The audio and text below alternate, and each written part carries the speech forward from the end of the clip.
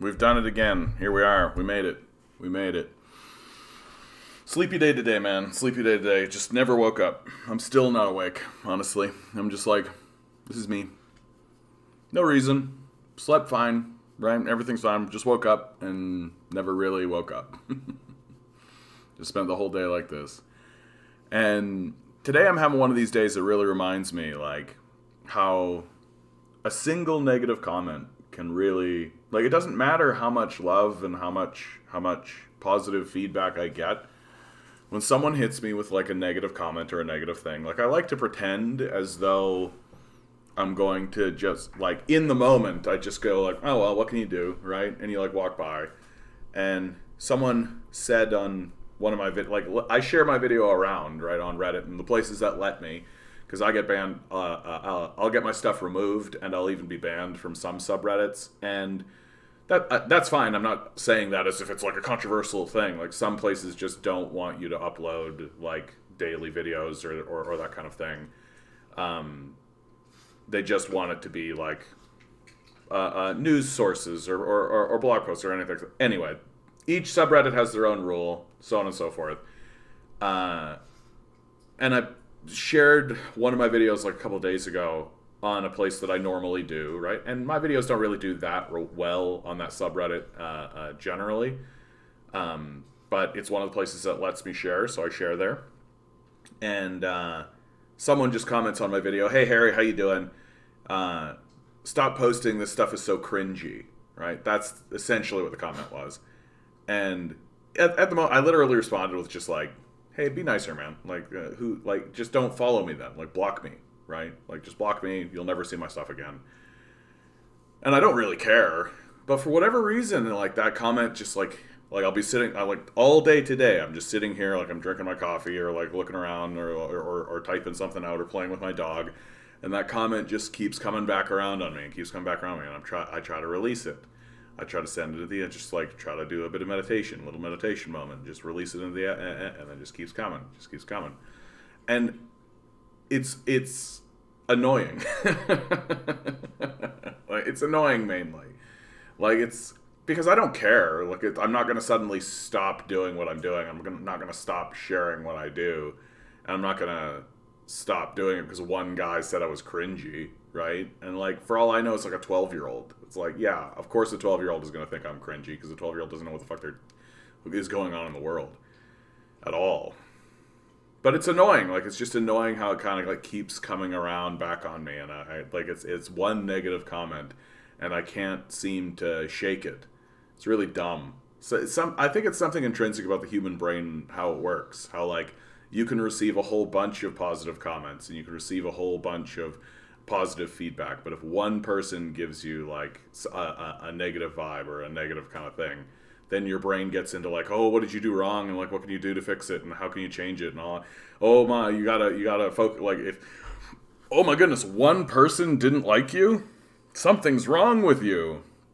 Because your brain doesn't really have, like, you've got to train your brain to get a more meta view, right? To take a more, like, a larger meta view and to understand that there's, like, a lot of pieces that are going on.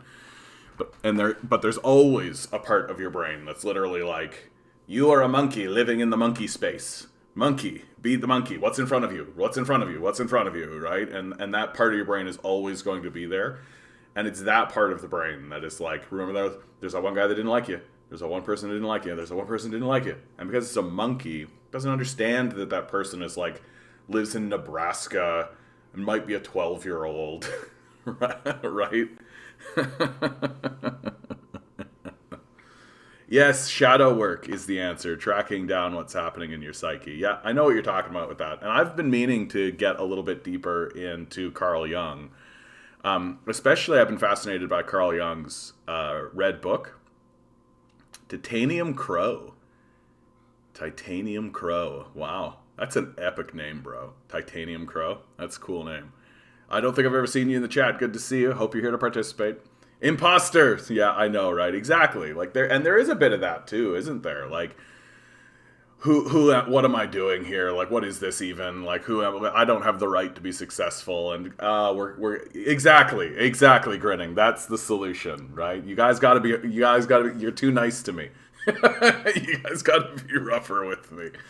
Good evening, Eric. Good to see you. the You know what? I think it actually all ties in, and I've been saying this for months now. I'm starting to get into that 900 to 1,000. Like, the 1,000 subscribers is a major checkpoint for me, right? It is a moment where I can literally say, like, this was successful. I did it. Ring a bell, right? But my entire life has been a series of failures. Like, nothing I've ever done has ever worked. Ever. Like, ever. Even my greatest successes were failures. But all of the people who I admire always say the same thing, which is, well, just keep failing. Like, Bertolt Brecht, who's a great theatrical. Sorry, guys, there's literally an ant on my webcam. Anyway, Bertolt Brecht, who's like a really brilliant theatrical playwright. He said, just keep failing, fail better, like fail bigger, keep failing, right, and fail upwards. And so I'm just on that threshold of getting into 1,000 subscribers, and I've been saying it for months that the journey from 900 to 1,000 is going to be the worst. It's absolutely, I'm going to be full of that imposter syndrome. Like, anybody that comes at me and is like, you suck, I'm going to be like, you're right, because intrinsically I am bracing for this to fail. Like, I'm bracing for it, right? There is always going to be a part of me, and it's not a small voice. Like, it is a significant part of my consciousness that is like, this is just going to be like everything else you've ever done. Like, why should you believe this is going to work? Why should you believe this is going to be successful? Literally nothing I've ever done has ever worked out. Like, ever. And you could sort of say, and like, every time I try to analyze that situation, because it's important to analyze those situations and be like, okay, well, why didn't this work out? And you could say, like, the common denominator is, well, that's me, isn't it? So there's that aspect of it as well. But like, anytime I analyze it, I'm like, yeah, like, that guy literally didn't want to pay me, right? I had a boss who like was stealing from people, and I wouldn't let him steal from me. Literally, a corporation, just like, I was working for a company and I was ascending the ranks of that company, and it shifted in this direction, and it shifted from being family owned to being corporate, and then they did a purge, and I got purged. Like, straight up, like, the company I was working for collapsed. One time, like, literally the year I graduated from art school, because I'm like from theater school, because my background is theater. Arts funding across the board gets cut. Some places got cut as bad as 80%. So it's like, I just feel like everything, and like, it's my big complaint about the system that we work in, right? Like, we keep getting told over and over again, oh, just go get a job and bootstraps and all this kind of stuff. But it's like, but you keep creating a system that a person literally can't thrive in, right? And now the rent is like $1,200 a month on average. Like, and it's starting to have profound effects in the society. And I'm starting to like build a channel that is about commenting on the society and critiquing the society in a very significant way. And like, what's going to ruin that? Like, what's the thing that's going to come along and ruin that? And so these next few months are going to be the worst. Like, these next few months are for sure going to be the worst, because I'm constantly, there's this like looming, like, it's like a specter or a ghost, like a death-like figure, like, looming right there, that's just going to be like, hey, this isn't going to work. Like, you're not going to make it to 1,000 subscribers. They're not going to monetize what you're doing. They're not going to move forward with you. Like, it's not going to happen. It's not going to shake. Like, it's just not going to shake. And so what that means is that when somebody comes along and says, like, the most innocuous, like, oh, this is extremely cringe, like, who gives a shit about you, dude? Like, I don't care what you think at all. But it gets in there and it connects to that whole thing, and it's like, it instead of it being like the 12-year-old in Nebraska, it's literally this, like, looming, haunting specter voice.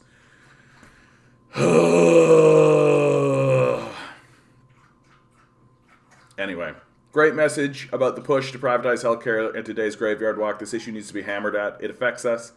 Is beyond an ideological divide in Canada and the world, really. Yeah. Well, yeah, I mean, like, the very fact that they're even going to make the attempt, and like, Eric. Excuse me. Oh my god. How dare you, sir? How dare you use my own words against me?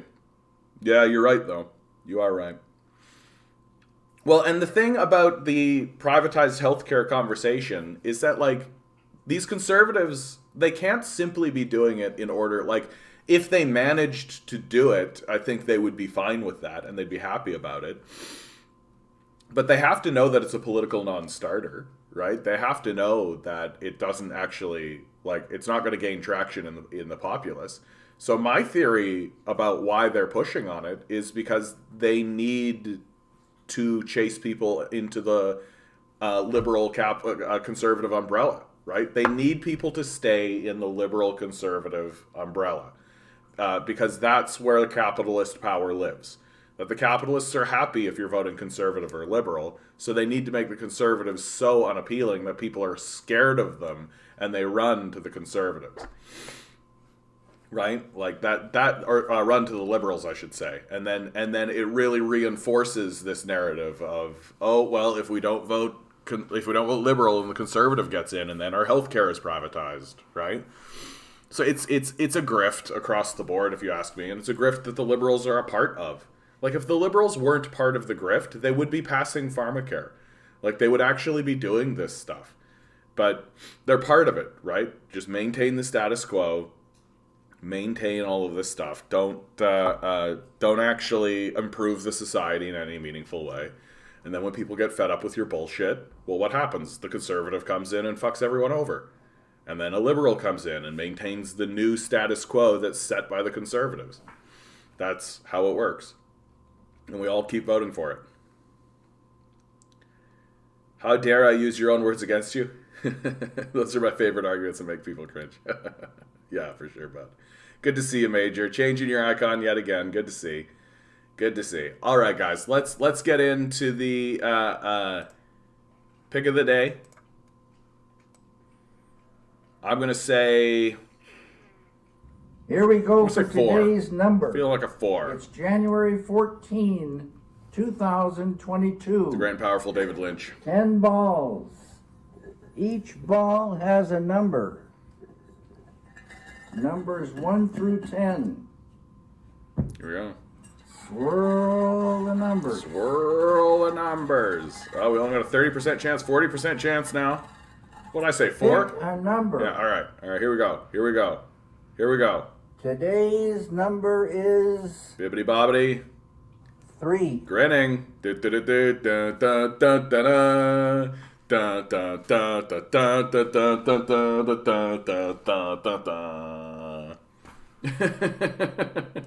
Grinning, man, go buy a scratch ticket for yourself, man. You've got the energy, you've got the power of David Lynch behind you. Right? The oddball energy of David Lynch. My favorite quote I've ever seen from David Lynch is he was being interviewed, and he goes, strangely enough, God is gay. And the interviewer goes, can you expand on that? And David Lynch goes, no. That's right, Gritting. You're a winner. All right. Let's move into the day's news. Interesting Ontario news. Rod Phillips resigns from Doug Ford's cabinet, won't seek re-election. Rod Phillips is the long-term care minister. The reason why this is actually fairly significant is that the long-term care home system under these conservatives can only be described as a complete and total disaster. The strategy is obvious, right? Make the long-term care homes as bad as possible, privatize them as much as possible. Mike Harris did this. It's exactly what Mike Harris did, right? He privatized a bunch of long-term care homes, right, and then turned around and became the board. He sat on the board of directors. I know, buddy. I know, right? I know. My dog, he really hates it when I talk about long-term care home. What do we got, buddy? Nothing's there. You're good. Thanks, bud. He's protecting me from birds. That's what it is. He's like looking out the window over here, and he's like, "There was a bird. John, you'll never believe it. There was a bird."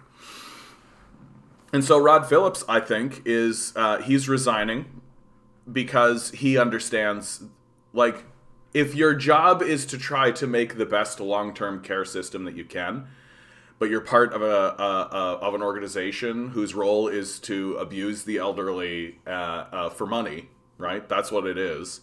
Then, eventually there comes a point where you go, oh, maybe I do work for a fucking psychopathic group of losers, right? Maybe I am like part of an organization that's actually causing misery.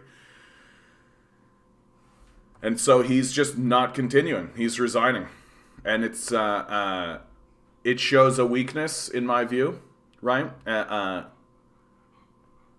I've always considered public service a privilege, and it has been an honor to serve as the MPP for Ajax in 3 cabinet portfolios. That said, my professional life has been spent in the business world, and I look forward to returning to the private sector. And also, like, there is completely the aspect that, like, oh, like, I accomplished my goals to privatize what I wanted, and now I'm going to go to the private sector and take advantage of the legislation that I managed to get passed in order to abuse people myself. Like, that's another part of it, right? Chances are good Rod Phillips is looking at the situation and being like, oh, I can't dismantle this any further and make personal gain for myself, so I'll just resign now and get into the position that I want to get myself into so that I can abuse the elderly as efficiently as I can to make as much money as I can from their abuse. Right? Like, that's the whole game. Take a look at what the Mike Harris administration did in the long-term care home system.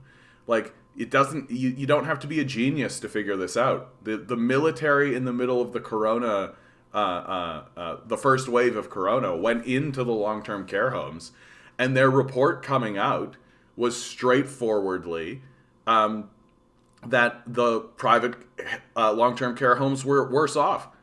Right? But by significant numbers, right? Like, they were coming out with fucking horror stories.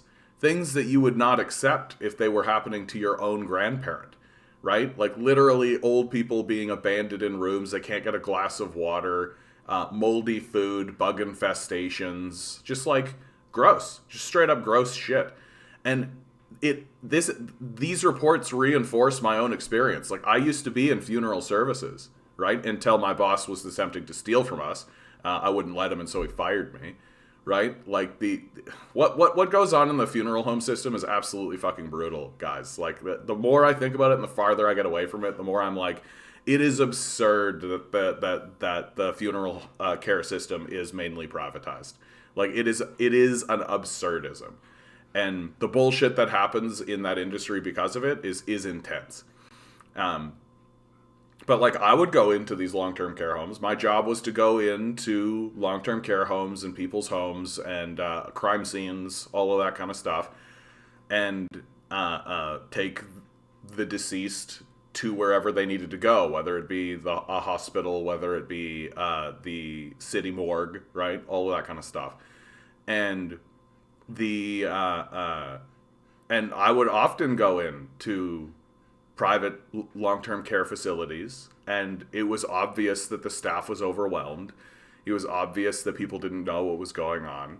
It was obvious that things were not being very well taken care of, right? And, like, it was obvious that the infrastructure was in decay, like this obvious kind of stuff. And it was more often than not the privatized systems, right? And that makes all the sense in the world. The privatization, by definition, is less efficient. By definition. It has to be, right? Because you are taking a worthless group of parasites and attaching them onto the system, and then those worthless parasites expect money for doing nothing of value whatsoever. So it's like the system has to be less. And of course, the parasites want the most amount of money they can get. And so what do? They cut costs, they cut corners, they don't do repairs, they don't do all kinds of stuff so that they can get their free money for doing nothing. And like this guy here, I bet you he's just in a position now where he's like, oh yeah, okay. Like I did what I was supposed to do as the long-term care minister, right? And I mean, yeah, they earn it in the way that a sociopath, like the way that a serial killer earns it, right? Like I feel like that argument should be used. Like if Timothy McVeigh had just used that argument, he would have got off, right? But I earned it. Like I worked so hard. It took a long time figuring out like their patterns and to kidnap them and to trap them and to torture them and then rape them and then kill them. Like that's a lot of effort, right? I earned it, right? That's the same argument. I found about 130 grams of turkey tail mushroom today too. That's about 6 months worth for you. Good day. Sounds like a good day, dude. Did you find it just like out in the wilderness? Like you're just, is this a foraging story that I'm hearing about? Are you a forager? My ex is a forager. She would go out and like, we would be like walking on a trail or something. And then she would just like go off the trail and like be like, look, mushrooms. And she'd like start cutting the mushrooms and like putting them in her bag. The new privatized healthcare, cradle to the grave, degradation, and profits aplenty. Yeah, well, just take a look at what's going on in the United States, for God's sakes. Like, it doesn't take a genius to figure this out. That, like, the goal of these people is to do as much harm as possible for their own profit. Yeah, and we're supposed to be simply grateful for their earning. Yeah, like, I'm getting caught on TikTok recently. Like, I go to the washroom and I, like, do TikToks. And one of the people I was subscribed to, I'm not subscribed to anymore if they're going to show me this stupid content. It was a Jordan Peterson clip, and Peterson was basically just sucking on Elon Musk's cock, basically saying, like, don't you want, like, a super rich genius around who can do all this stuff, and, like, what if he accomplishes, and blah, blah, blah, and all this, and it's like, first of all, like, all that shows you is that Jordan Peterson is a sucker for propaganda. Like, he loves propaganda. You got to just show him. If it's propaganda that reinforces his worldview, he just is like, yes, Elon, baby, I love it, right? Because, like, Elon Musk is not a genius, right? He's not an inventor, even. He's literally the son of a apartheid emerald miner who got given all his money and then uses his money to buy other people's shit and then claim like, he literally buys the title of inventor. Like, he's not a smart person.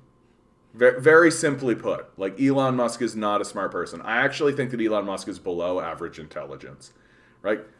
Just go listen to him talk.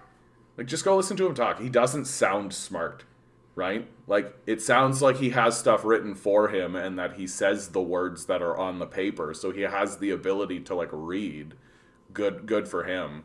And, like, it doesn't take a genius to figure out, maybe I should take my money and buy other people's shit and then use that shit to make more money. That doesn't make you a genius, right? Like, that doesn't make you a genius at all. And what's weird about Musk, if you ask me, and I keep saying this, is like, but unlike Gates, okay? So Bill Gates never bullshitted on this, right? Bill Gates didn't claim to be the inventor of a lot of this stuff, right? He was very upfront that, like, yeah, I run a computer company. I buy other people's shit, and then I use their shit in my shit. Right? Like, and Gates never really saw, like, what Elon Musk is doing is trying to convince everyone that he's, like, a super genius, right? Like, he wants people, like, he wants to be considered, like, the real-life Tony Stark. Like, it's weird. It's really weird that this dude is like, he wants people to believe that he's this super genius inventor. Why? Like, why does he need that? Like, why can't he just be like, yeah, I own a company and I buy other people's shit and I use their shit, right? Like, that's fine. What's with this weird little culty grift that he's running, right? that I constantly need to be confronted with over and over and over again. Like, have you ever actually talked to, like, Elon Musk fanboys? Have you ever actually, like, had a real conversation with these guys? It's fucking nuts. Like, it's fucking nuts. Like, they act like they sound like Star Wars nerds. That's what they sound like. They sound like the kind of, like, Star Warsian nerds who just get, like, really, really all about it. And if you're like he got his money from, like, a literal slave system. Like, his dad bought slaves, shoved them into mines, and worked them to death for emeralds. Like, this is your boy? This is your guy? Right? So, oh, well, he can't control that, but he's such a genius. So he took the slave money and then bought other people's inventions, bought the title of founder and bought the title of inventor, didn't actually create or invent anything at all. And that makes him a genius. Like, this is literally something that, like, fucking, like, Rocksteady and Bebop could figure this grift out. It doesn't make you smart, right? I have $1 billion of slave money, and I'm going to use that $1 billion to buy other people's things, and then fucking make more money with that. Genius! And the reality is that, like, men like Bezos and Musk are so heavily subsidized now. Like, a lot of what they do is so heavily subsidized that, like, they might as well be a wing of the government, right? Like, what is it that, like we're all sitting here being like, Musk is gonna get us to space, and I'm like, that's like but like with the level of subsidization that's going into those projects, like, he might as well be a wing of the government. Like, there's no private industry. Like, it's not like privatization is doing that, because first of all, privatization is not doing it. Like, the project, near as I can see, like, anytime I'm presented with, like, the evidence of what the project is actually manufacturing, it looks like a failure to me, right? It looks straight up like it looks like a failure to me. Like, it's not actually achieving anything.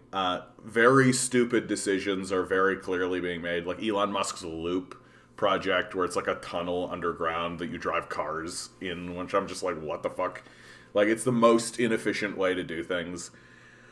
Like, if someone could actually point out to me how any of this stuff is actually being successful in any meaningful way, I'd love to see it, right? And, like, it's so gross to me what's going on with Amazon now, where we're all supposed to be like, oh, but you can get, like, same-day delivery as long as you're okay with, like, modern-day slavery. And I'm just like, I'm so fucking over it. I had this debate today where the guy was trying to argue that I was a whiner. Oh, yeah, because I refused to bow down to the capitalist who wants to be treated like a slave. Yeah, that's right. You're a whiner because you refuse to engage in your own enslavement, right? Like, that's what it is. Like, these people are so bought in. Like just get a job. The just get a job crowd, like, no one's more bought in than these guys. Like, they just sell yourself to the capitalists more better, right? I actually watched this documentary on Elon Musk, and his whole story is basically a person wanted to seek attention but never actually acquiring that attention, so he ends up abusing all the women he was with, and even told his first wife she had to choose him or the kids or something along those lines. Yes, I've heard of this. I haven't actually gone and watched this documentary, but more than one person has told me about this. And, like, I think that Elon Musk just has significant daddy issues. Like, really. What else can it be? Right? Like, he very much just has all of the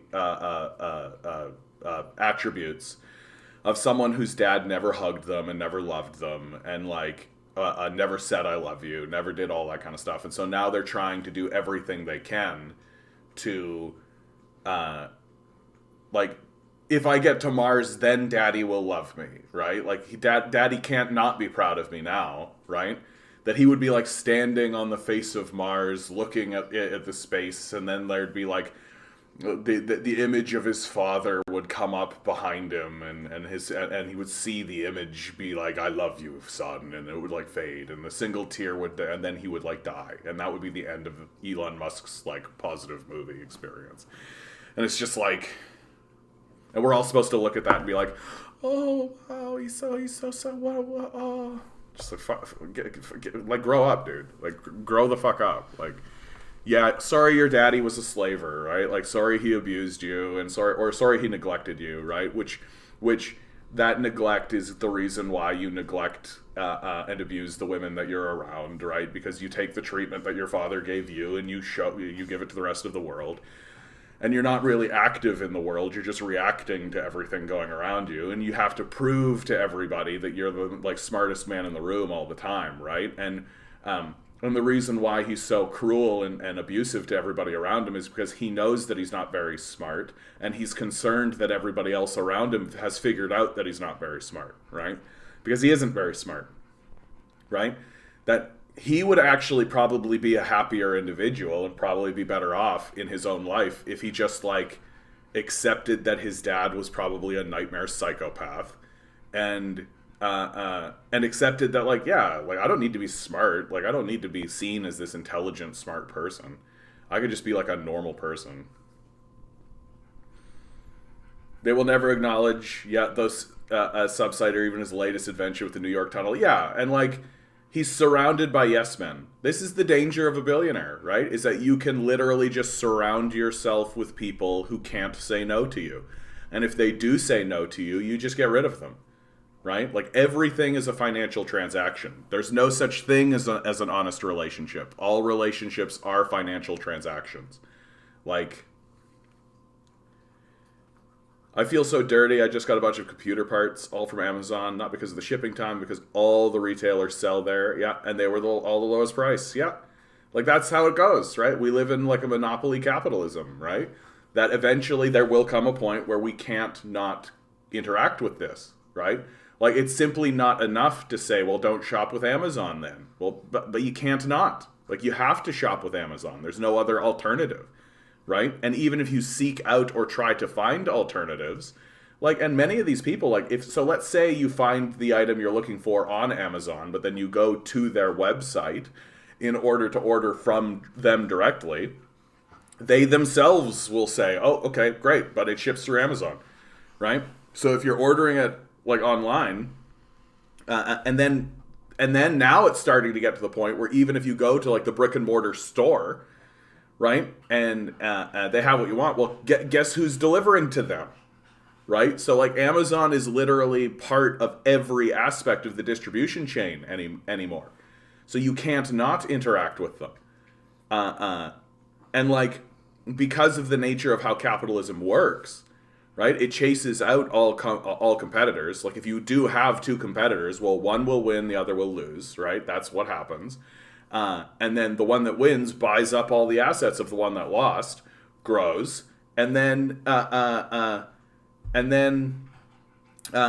that's the natural course of how capitalism goes.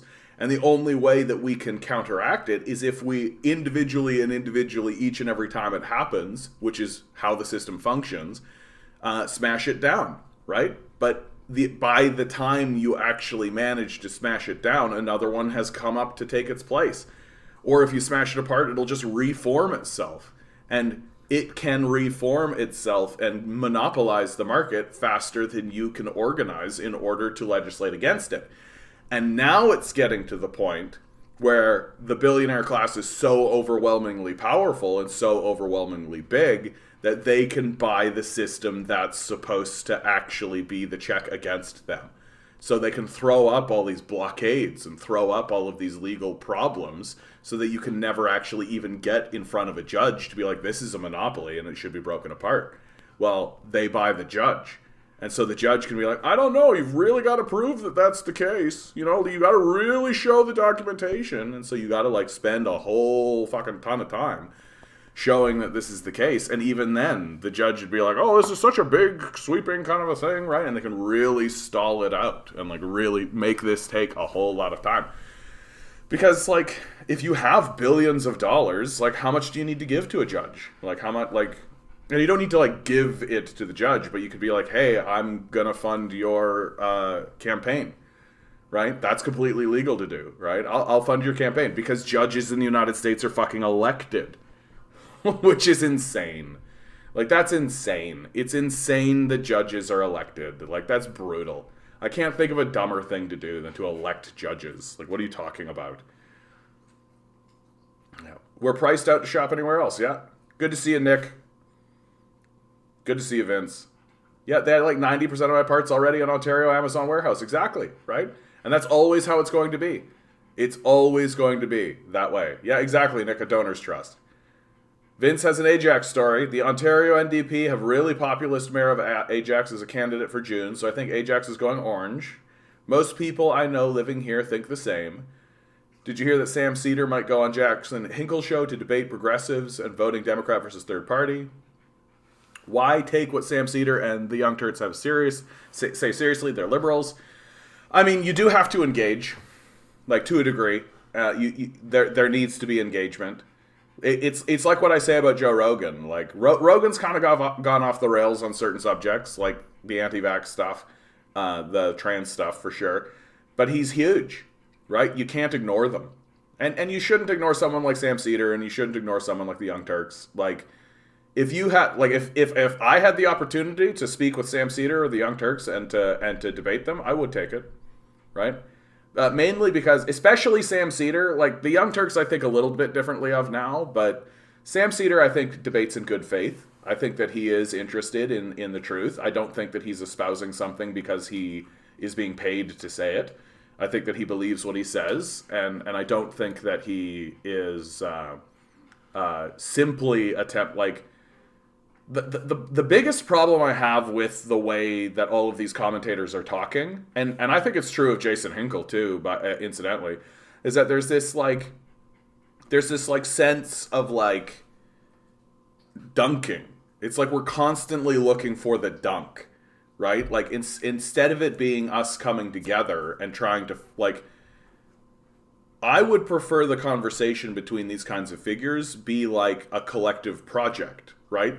Like we're simultaneously building a house together, right? Like we're working on building a house. And when you're building a project like that, right, this is what happens in the theater world, right? You don't put on a show by constantly trying to dunk on one another. You put on a show by working together and by trying to, and if you come to a point where you disagree, or perhaps it's not even a disagreement, it's just how do we solve this problem as it's occurring, and there's a couple of different ideas or any of this.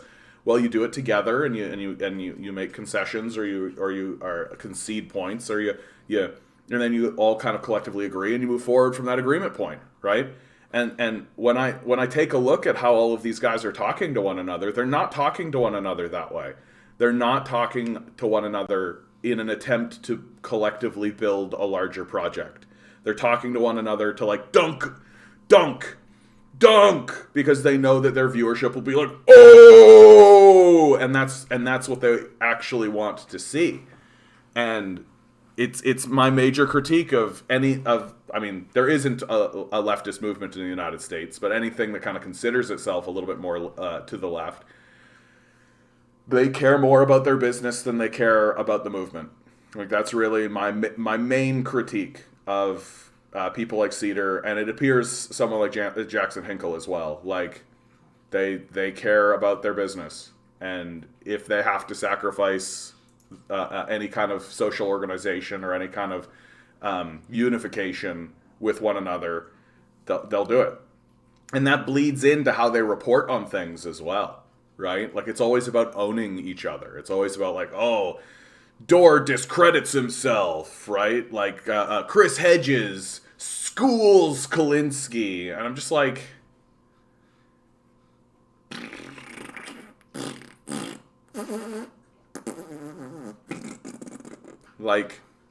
we should be concerned about building a project together. And you don't build a project together by dunking on one another, right? You build a project together by taking in each other's points, listening to one another, and sometimes just respectfully agreeing to disagree, right? And that seems to be something that can't happen, right? That like two people are simply not allowed to just respectfully agree to disagree with one another and then move forward as allies. Like that's just not allowed to happen in today's society, right? Like someone like Sam Cedar. Like I actually would love to speak with Sam Cedar. I find him to be articulate. I think he's intelligent. Like I think he's compassionate. I think he cares about the society that he lives in. I think he would like to see his society improve. I've never seen anything about this guy that convinces me he's malicious in any way or cruel or something like this. Like, maybe he's a sarcastic fellow, but that's fine. You got to be a bit sarcastic to even do this in the first place, if you ask me. And I would love to talk to Sam Cedar about all kinds of stuff, and because I think we would come to the end of the conversation, and I would look at him and I would say, I don't agree with you, but keep fighting the good fight, right? And I hope to organize with you in the future. That's what I would say, right? Like, because Sam Cedar's larger point is that we can work within the system, right? That the system, it's a larger project. Like he says this about AOC and the Squad, that it's about, sure, AOC and the Squad, like they can't just burn out their political capital now. They're building an internal movement to steadily swing the Democratic Party so that there'll be a tipping point. But that takes a lot of time, and it's a marathon, and it takes several election cycles and all of this. And the existence of them, of the Squad and Bernie Sanders and that movement within the Democratic Party is itself a positive sign that the country is beginning to move in that direction. These are the things that Sam Cedar would say. To which my response would straight out be like, that AOC and the Squad and that group are just a part of that system. They're just another form of theater, right? They're the Bret the Hitman Hart. They're the Hulk Hogan in the conversation, right? They're the Squad, right? The music plays and they walk down and like dun dun dun dun dun dun, like they're like, yeah, healthcare for all, right? And like, so because they're just part of the theatrical system, that itself, should AOC and the Squad actually gain enough power to be able to actually influence anything, they'd be destroyed, right? They would be destroyed before that even happened. Because that's how the system is designed to function. And so they exist as a way to just funnel energy into these dead ends. And that would be my point, which is why we need to organize and surround the halls of power and all that kind of stuff, and et cetera, et cetera. But I don't hate Sam Cedar for his what I consider to be naivety, right? I think that it's a very optimistic view that he has, and a very hopeful one. And moreover, for all I know, it could go that way, right? It could happen that way, right? That, like, let's say there's enough street movements. Let's say there's, like, another Occupy, and then suddenly the Squad is there, and suddenly they've got enough power, and there is a tipping point. It does have, like, I'm not a prophet. I'm not, like, a super genius. I haven't pierced the veil. I don't know what the future is.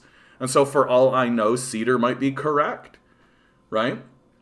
And I think that's that kind of humility or kind of self-awareness is lacking in the conversation. That and because of this desire to just like dunk on each other, right, it ends up kind of hamstringing, and there's a lot of divisions and a lot of separation and a lot of that I wish just wasn't there. And so in the end, once again, I blame capitalism. I bet these guys would be talking to one another a little bit differently if there wasn't the profit motive attached to it. If it wasn't just like, oh, I gotta dunk on this guy because my base will really be like, oh, and that'll make my base grow, right? Like, fucking capitalism. What are you guys talking about? You know what, man? I gotta be honest with you. I actually do like Joe Rogan myself. Like, I like Joe Rogan just as a bro dude. But that's what he is. And I think that's what's important to remember. Is that Joe Rogan is a bro dude, and he's always a bro dude. And he's definitely falling for the wealth trap. Which is just, like, he signed a $100 million deal with Spotify. Like, he's definitely... and he's definitely falling for all the traps that exist with wealth. Like, he used to really talk about the beginning of his podcast career as being like, man, it was very serendipitous. I was just doing it with buddies, and like I just started to do it because I wanted to have fun, and I was just having like nightly conversations with my friends mainly, and just like comedians and other kinds of stuff. And then it really took off, and it's like, yeah, like it was just the timing of it was so lucky. Like, he used to talk that way, and now if you talk to him, it's like, yeah, it's about grind set. It's about putting it in, you know? You got every day, you got to put it in. It's all about your own energy, and you got to focus on yourself and, like, all that kind of stuff. And so it's distorted. Like, the wealth has changed his perspective, and not in healthy ways. And like a big reason why he's on the anti-vax side of things is because he's rich enough to afford to be able to do that. Like, well, wealth distorts your perception of reality. And unfortunately, even though I still actually do like Rogan because he keeps bringing on interesting people to talk to, which is the strength of his platform and his show. Like he has interesting conversations with interesting people. But he is losing touch with his society. And, which is, by definition, you have to, if you have enough wealth to be able to detach yourself from the society, which he has, for sure.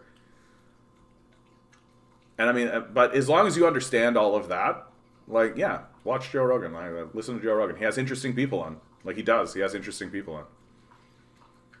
Rogan would have voted for Bernie or Tulsi if they won the primary. Yeah, he voted Libertarian in 16 and 20. Yeah, exactly. Like, and again, like, I don't think that we should be dunking on each other, right? Even someone like Joe Rogan. Like, I think you can critique people without it being, like, a dunk, right?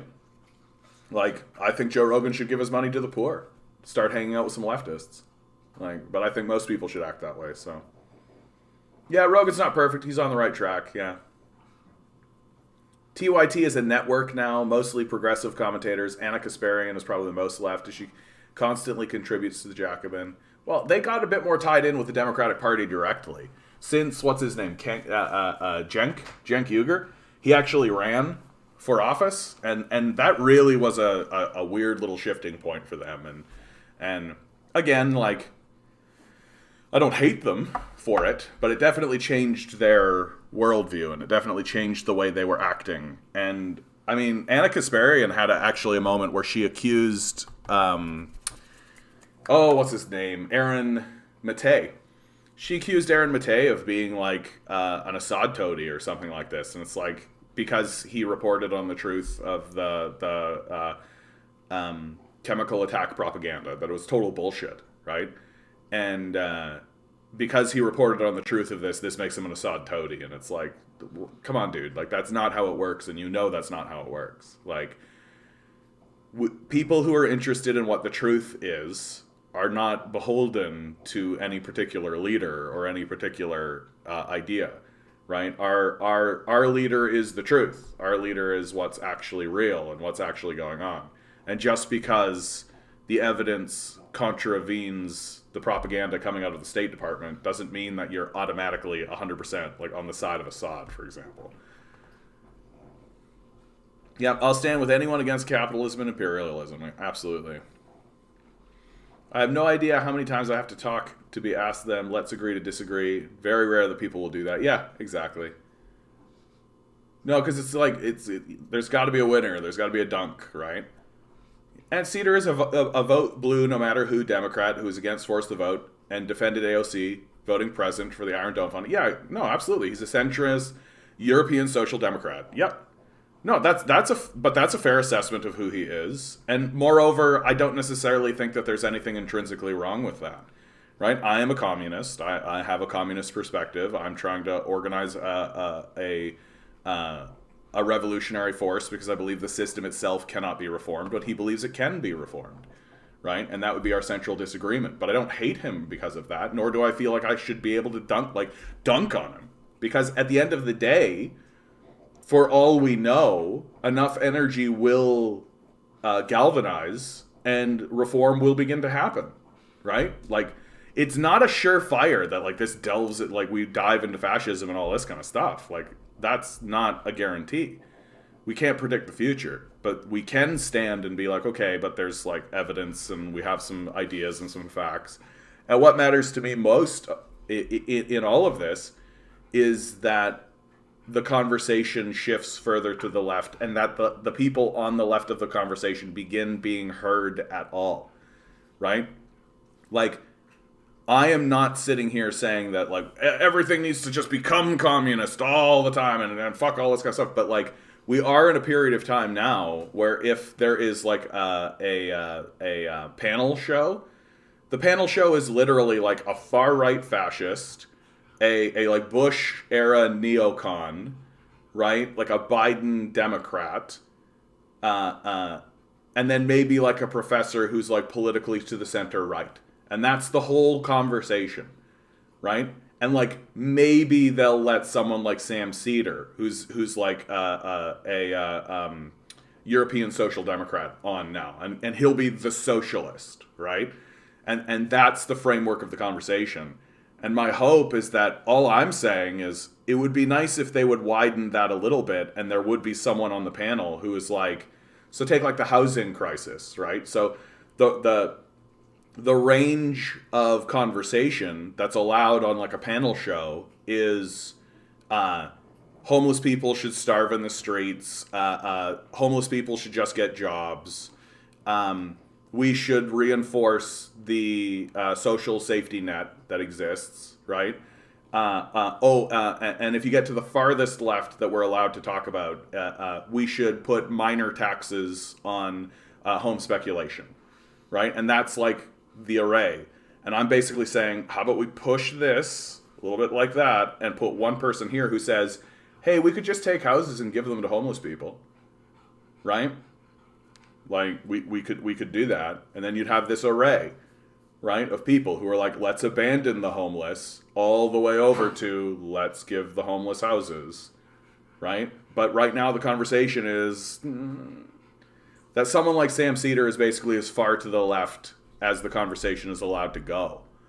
And I don't think that communists and socialists help themselves by getting caught in this idea of like, we got to dunk on these guys, or these guys are idiots, or these guys are stupid for talking this way, right?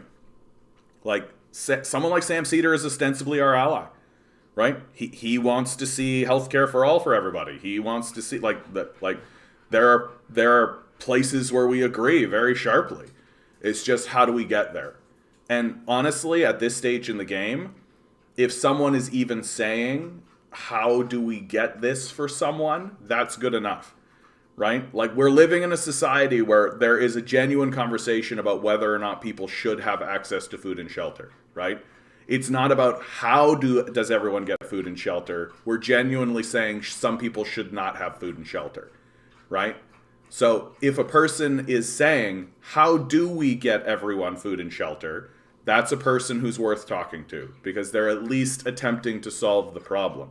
Whereas there's huge segments of the society right now, like upwards of 50% of the society, that is basically saying, nah, homeless people should be abandoned to the streets. They should just die, right? That's completely fine, right? If they didn't want to die, they should have been born rich. Like that kind of absurd nonsense that exists in the society, and is becoming more prevalent. Like, so I'm just not interested in the dunk, you know?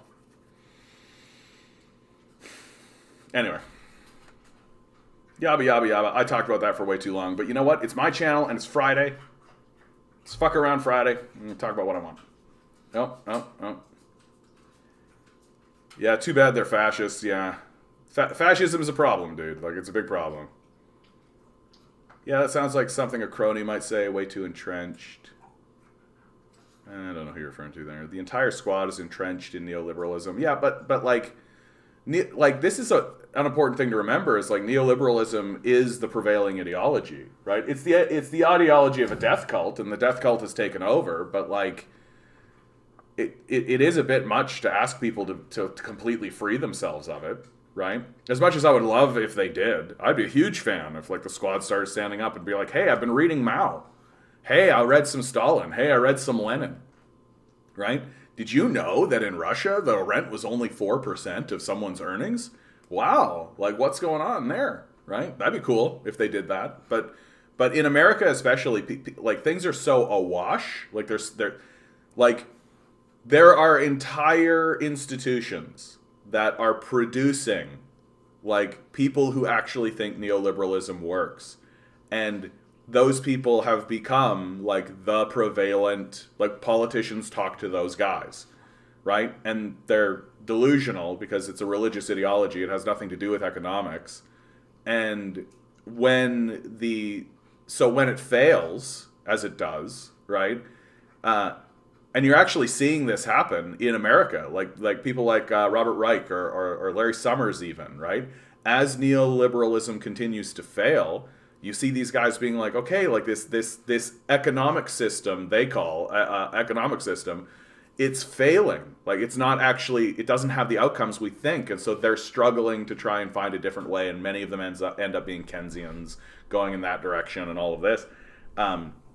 Because they're acknowledging that it's failing, and they don't understand why it's failing, because they're not literate, and they think that their economic system, or they think that their religious ideology is an economic system because that's how they were taught.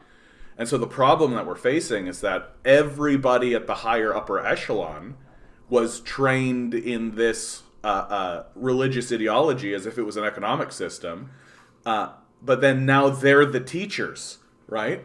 And so you have an entire new generation that's still being taught this way because the institution itself is still full of all of this stuff. And so even if you were to cleanse your society or your power structure of these people, well, the only other people that you can reach for in the society to replace them have also been trained as neoliberals. Like, it's intense. Like, there's an intense awash. Like, and if a politician was to suddenly reach out to someone like, let's say, Richard Wolff, right, and start using Richard Wolff as his basis and all this, well, people in America would be like, he's a commie, right? Which is probably accurate, but like, so would be my point. Like, so, but I'm sort of on the fence, honestly. Like, I do think that the squad is mainly playing their part within the system, but at the same time, I think that they may be somewhat genuine. Right, and that's the big question, right? Are they genuine or are they not? Right? Like, do they genuinely believe that they are trying to help things? Do they genuinely believe that they are moving the society to the left? Do they genuinely believe that their life's work is about improving the society? Or is it just another grift? And that's the question, right? And I don't have the answer. But what it looks like, right? What it looks like to me is that they're playing the role of, like, the good guy, right? They're like, the music plays, they come out, they're dressed in the pink spandex, like Bret the fucking Hitman Hart with the glasses on and all this, and they're like, the squad in the house! And then when it comes time to vote for something, they vote in favor of maintaining the status quo. Out of curiosity, why don't you simply call in their show? There were a few times I was thinking to do it, but main reason I don't is because of money. I don't know, Eric. I just don't know. Honestly, I don't know. I got shit to do, bud. I got too much shit to do. That's what it is, really. I made beans with a ham bone too. And honestly, I don't want to start doing that kind of stuff until this is stable, right? Like, if I get to a point where this is stable, sure. Like, sure. Just as a way to sort of assert myself. But right now, like, a big problem with what can happen with shows like this is, like, it doesn't matter if I make a good point, or it doesn't matter if I do anything. Like, they literally can just be like, he's just some rinky-dink YouTube guy. He's got, like, 900 subscribers. Who gives a shit? Right? They can always fall back on that. So until this is somewhat stable, until I have some, like, a pretty decent headwind, right? Like, I don't think, I just think reaching out to other people like that is setting myself up for failure. And right now, Eric, I'm like, I just got to get to this 1,000 subscriber mark, really. It's a good opportunity to say, like, share, subscribe, send it around. If you've got $1 jangling around your pocket, maybe think about donating to my Patreon. Makes me feel good every single time somebody donates to my Patreon. But yeah, getting from 900 subscribers to 1,000 subscribers is going to be the worst. It's going to be absolutely the worst. I'm definitely going to be plagued by anxiety. I'm definitely going to have big depression days. I just know it. Like, I just know it. It's what's going to happen. There are going to be days where I'm literally just going to be like, why am I even bothering with the stream? Like, why am I even doing it? Like, that's absolutely coming. And it's the climb from 900 to 1,000 is going to be absolutely the worst. Yeah, the competition for scarcity, the cult of excess and waste. Yeah, it's absolutely the truth. Like, a big problem with what's going on in terms of the neoliberal system is that, like, it's all based on this idea of what do you do about scarcity, but they keep creating scarcity, right? Like, that's what they keep doing. They keep creating scarcity. And they refuse to acknowledge that, like, we could create a system. Like, we have created a system where everybody can have access to food and it's easy and there's no scarcity, right? We've done it. It has happened. The issue that we're facing is not one of resources, it's one of distribution. And the issue with the distribution is that we've allowed a parasite to parasiticize the system, when we could very easily like create a government subsidized model, like a state run model that essentially just lets you walk into a grocery store, get the stuff you want, and leave, right? We could easily do that. It wouldn't be actually that difficult to do. We just have to do it.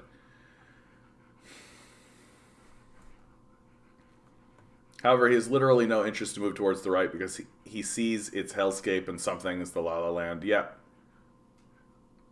Actually, it's one of my favorite things is his debates with libertarian, because it only demonstrates how insane their world. Yeah, he's pretty good at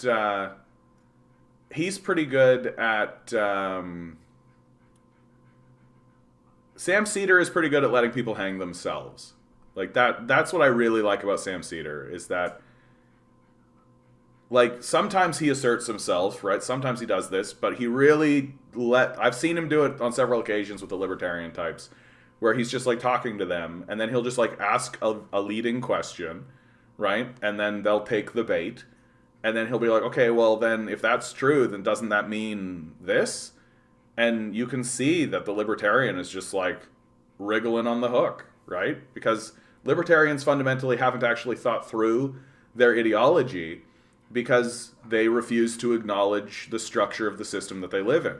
That there is a proletariat class and a bourgeoisie class, right? And if you don't acknowledge that dynamic, like if you don't think there's an ownership class and that there is a working class or a slave class, which is what it actually is, then you can come up with all kinds of kooky, crazy ideas, right? And libertarianism itself is like this incoherent idea, because it's straight up just like, man, deregulated capitalism didn't work. You know what we should do? More deregulated capitalism. That's literally what the libertarian movement actually is. That like, this deregulated capitalism idea has been a complete failure and has created so many problems in the society. I've got it. Let's do more deregulated capitalism. And nowhere is that more insane than in the healthcare conversation. Like, libertarians are literally walking around being like, the problem is the government. And it's like, dude, like, who owns the government?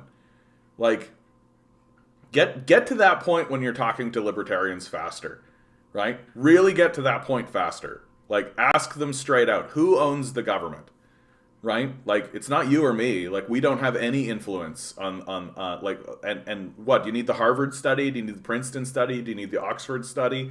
Which study do you need that shows that the political structure doesn't respond to the demands of the populace? Like, which study do you need that shows that that's the case? Well, who owns the structure then? Who owns the government? Who erects? Who is in the government? Who maintains it? Oh, is it the wealthy corporations that you want to sell us out to? And so you're scapegoating the government that the very people you want to sell us out to own. Why? But they don't see it that way, because they don't really understand the society they live in. They don't have an accurate view of what is actually happening. Do you know that Sam Cedar had a libertarian socialist working for him? He liked him a lot. She was good looking too, very intelligent. Like the Mrs. Institute, who's being funded by the Koch brothers. It's funny how billionaire tends to fund all the major right-wing propaganda institutes like that. Yeah, Heritage Foundation, Fraser Institute, PragerU. I wonder why they do it. Propaganda works, bub. Propaganda works. My actual belief on the squad is that they are liberal left, if that makes sense.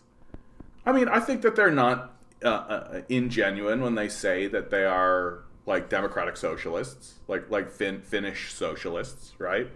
Like, but they don't really seem to understand, or at least they don't present, that the only reason why democratic socialism is actually so effective in the Scandinavian countries is because of the overwhelming threat of communist revolution for decades and decades and decades, right? Like, it's easier to get concessions from capitalists if there's the looming threat of a communist revolution, right? Like, if there's the Soviet Union right fucking next door, yeah, it's easier to turn into like a democratic socialist state. Right? Which is essentially what happened, right? That the conversation between the capitalists and between the owners and the slaves was, hey, we could just get rid of you, like they did over there next door, right? And the capitalists go, no, we don't need to do that. No, we don't need to do that. Sure, yeah, you can have healthcare. Yeah, sure, you can have that. Yeah, just let us have the means of production, please. We would like to continue being the ownership class. So, like, it's all well and good to say that you want to be like a democratic socialist, all that kind of stuff, but like the only reason that actually works is because of the threat of communist revolution. But I will continue to be here to eat your own words back at you. I hope so, Eric. I hope so. I need it. I really do. 42 million people in the U.S. are on SNAP, food stamps. Yet the system is so bad they can't even deliver food to working people. Yeah. Well, I mean, but SNAP proves that they could, right? They could deliver food to working people, right? They could just expand SNAP, right? Just expand that system, let it cover everybody. It's something like a basic income, right? Like, just let everybody have access to the food distribution network. Stop tying these things to employment, right? Stop tying people's base survival. Stop tying their commodification. Like, stop commodifying survival. Like, survival should be like a basic thing that the system does. And any system that's not doing that is illegitimate, in my view. Like, why should you listen to a social system that literally says we can kick in your door and arrest you?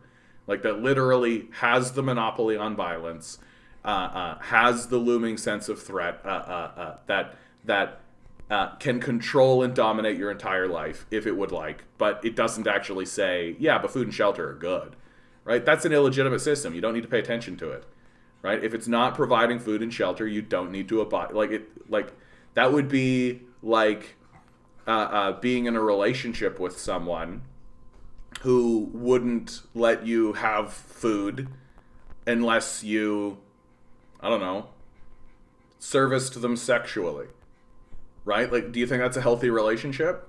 Like, do you think the relationship with that individual should continue? Do you think that person should have the authority to do that in your life?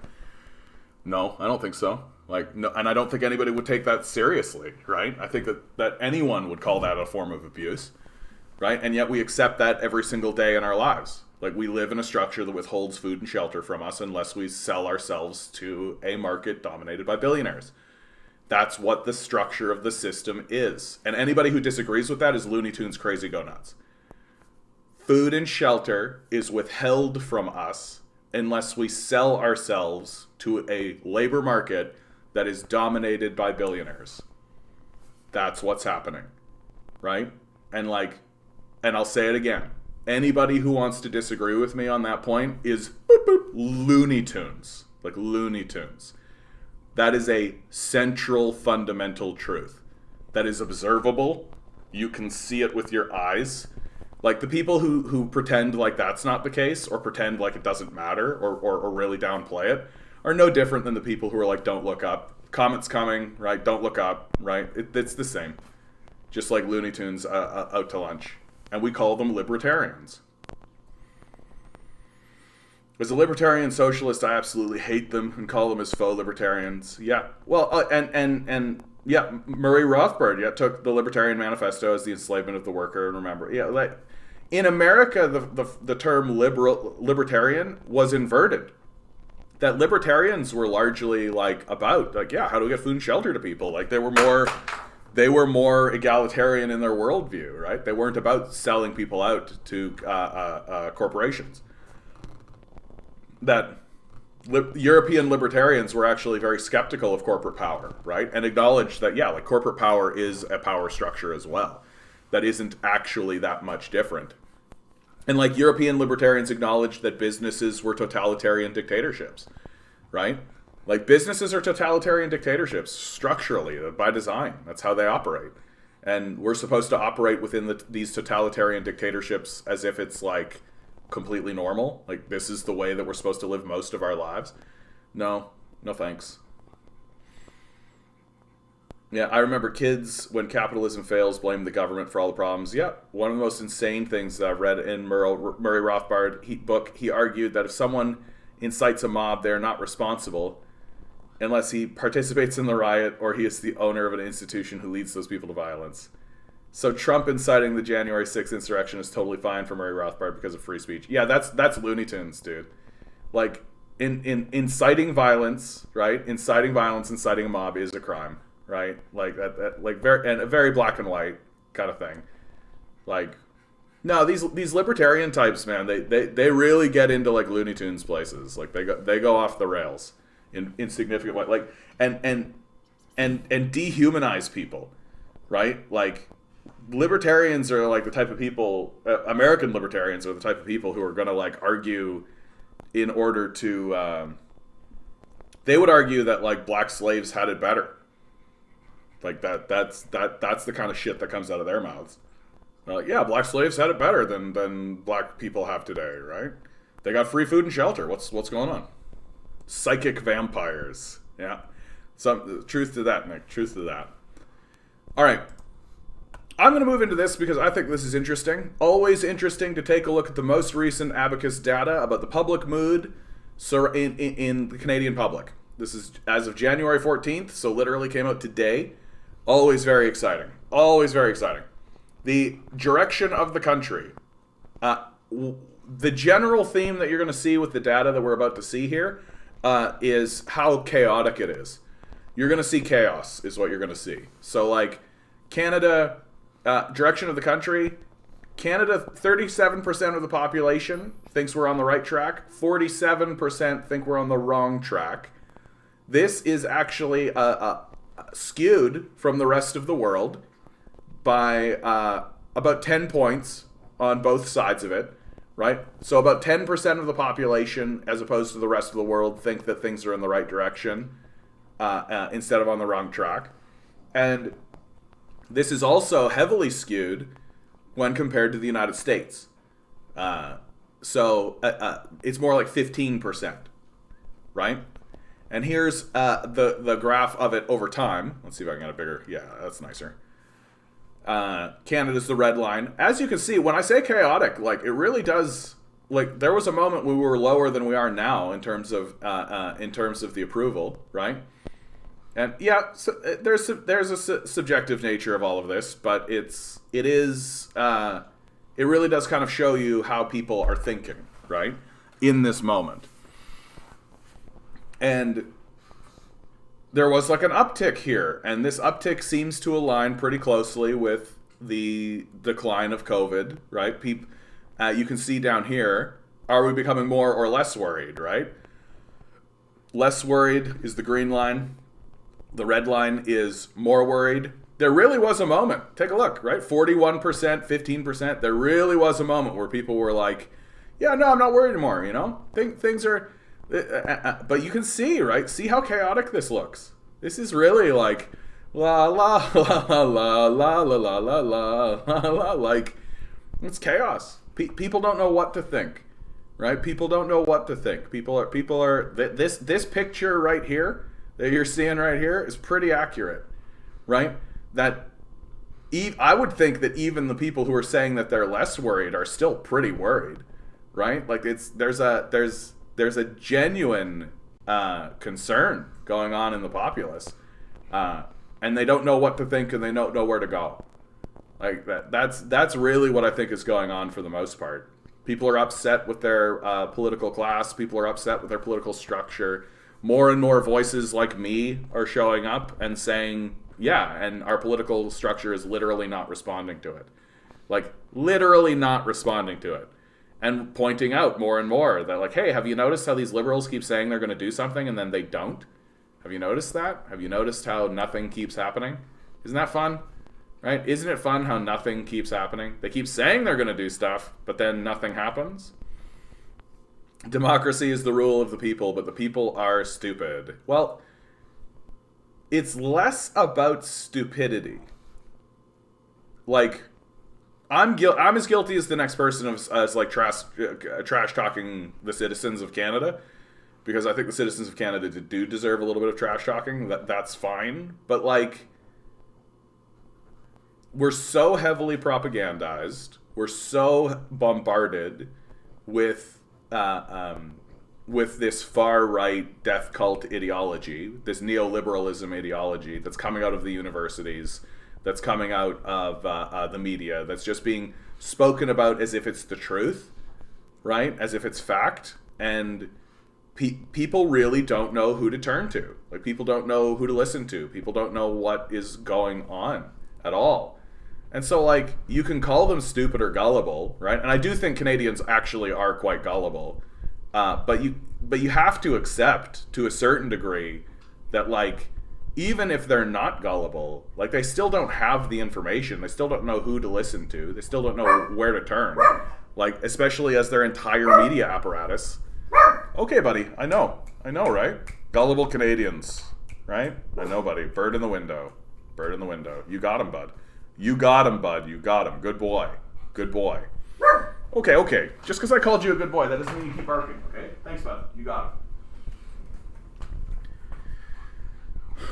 And what we are experiencing, right, is a kind of is a kind of constipation, right? Like, it's not stupidity, it's constipation. That I think most Canadians do think that something is going wrong. I think most of them are kind of like, things seem to kind of going off the rails, right? They just don't know what to do about it. They don't know who to turn to. They don't really want to accept that some of the fundamental core beliefs, the myths in the society, are just that. That, like, yeah, things will improve, just keep voting, right? Like, oh, I'll just keep voting, right? Oh, I can't vote for a third party, or else that other party will get in. Like, all of these kinds of, like, well-established mythologies. And there's no and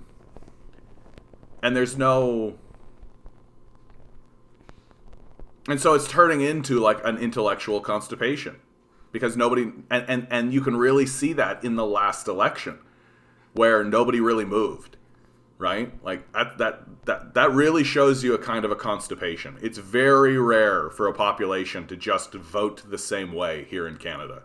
Like, it's very rare. Like, we have this, there's a prevailing desire almost in Canadian politics to shake things up, get new people in, right? That the only times in Canadian history where things kind of stay as they are is because people are happy, right? Like, that really is the way of it.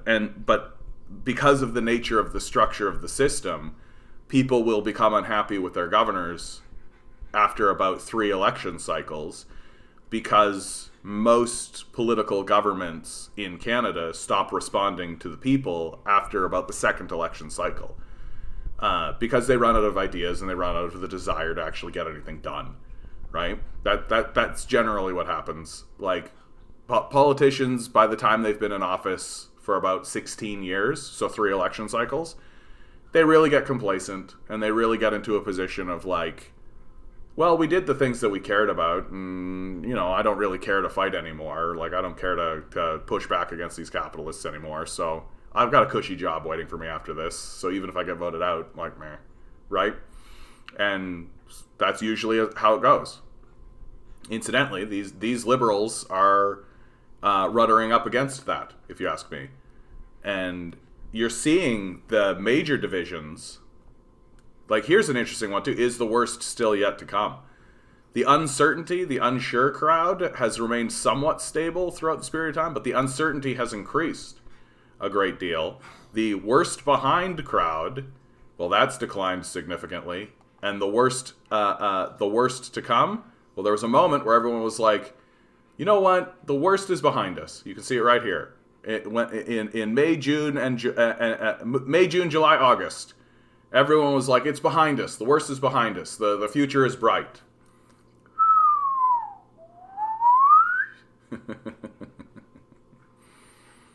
I think the major problem is people not understanding capitalism. Yeah, they don't understand the structure of their society, right? They don't understand that there's an ownership class and a working class. And they don't understand class dynamics, right? And they don't respect that those class dynamics are prevalent and all-encompassing. Like, this is talked about in Marx's work, right? Class consciousness, right? That our society does not have a very strong class conscious. We're very individualist driven, and because of that drive for individualism, we refuse to acknowledge that, like, yeah, sure, we all have our own individual problems, but a lot of the problems you are facing are the same. And they're the same not because of the individuals that you're dealing with on individual one-to-one basis, but because of the nature of the structure of the capitalist system, where there is an ownership class, a bourgeoisie, and a working class, the proletariat, right? Yeah, they can't grasp the nature that there is no free market, capitalism is centralized. Yeah, heck, there was even a right-wing economist who stated that privatization is monopolistic in nature and we need to collectivize property. Yeah. Yeah, the worst day of your life up to now. Exactly. This is the worst day of your life. The worst day of your life so far. Yeah. The Simpsons. You can see how there's a fairly strong divide in the populace, right? Government approval, right? 44% of the population are approving of the way the government is handling things. 40% of the government, 40% of the population disapprove. This chart right here, in my view, is actually very dangerous for the liberals. And the reason why it's dangerous is that approval usually goes up during crises, right?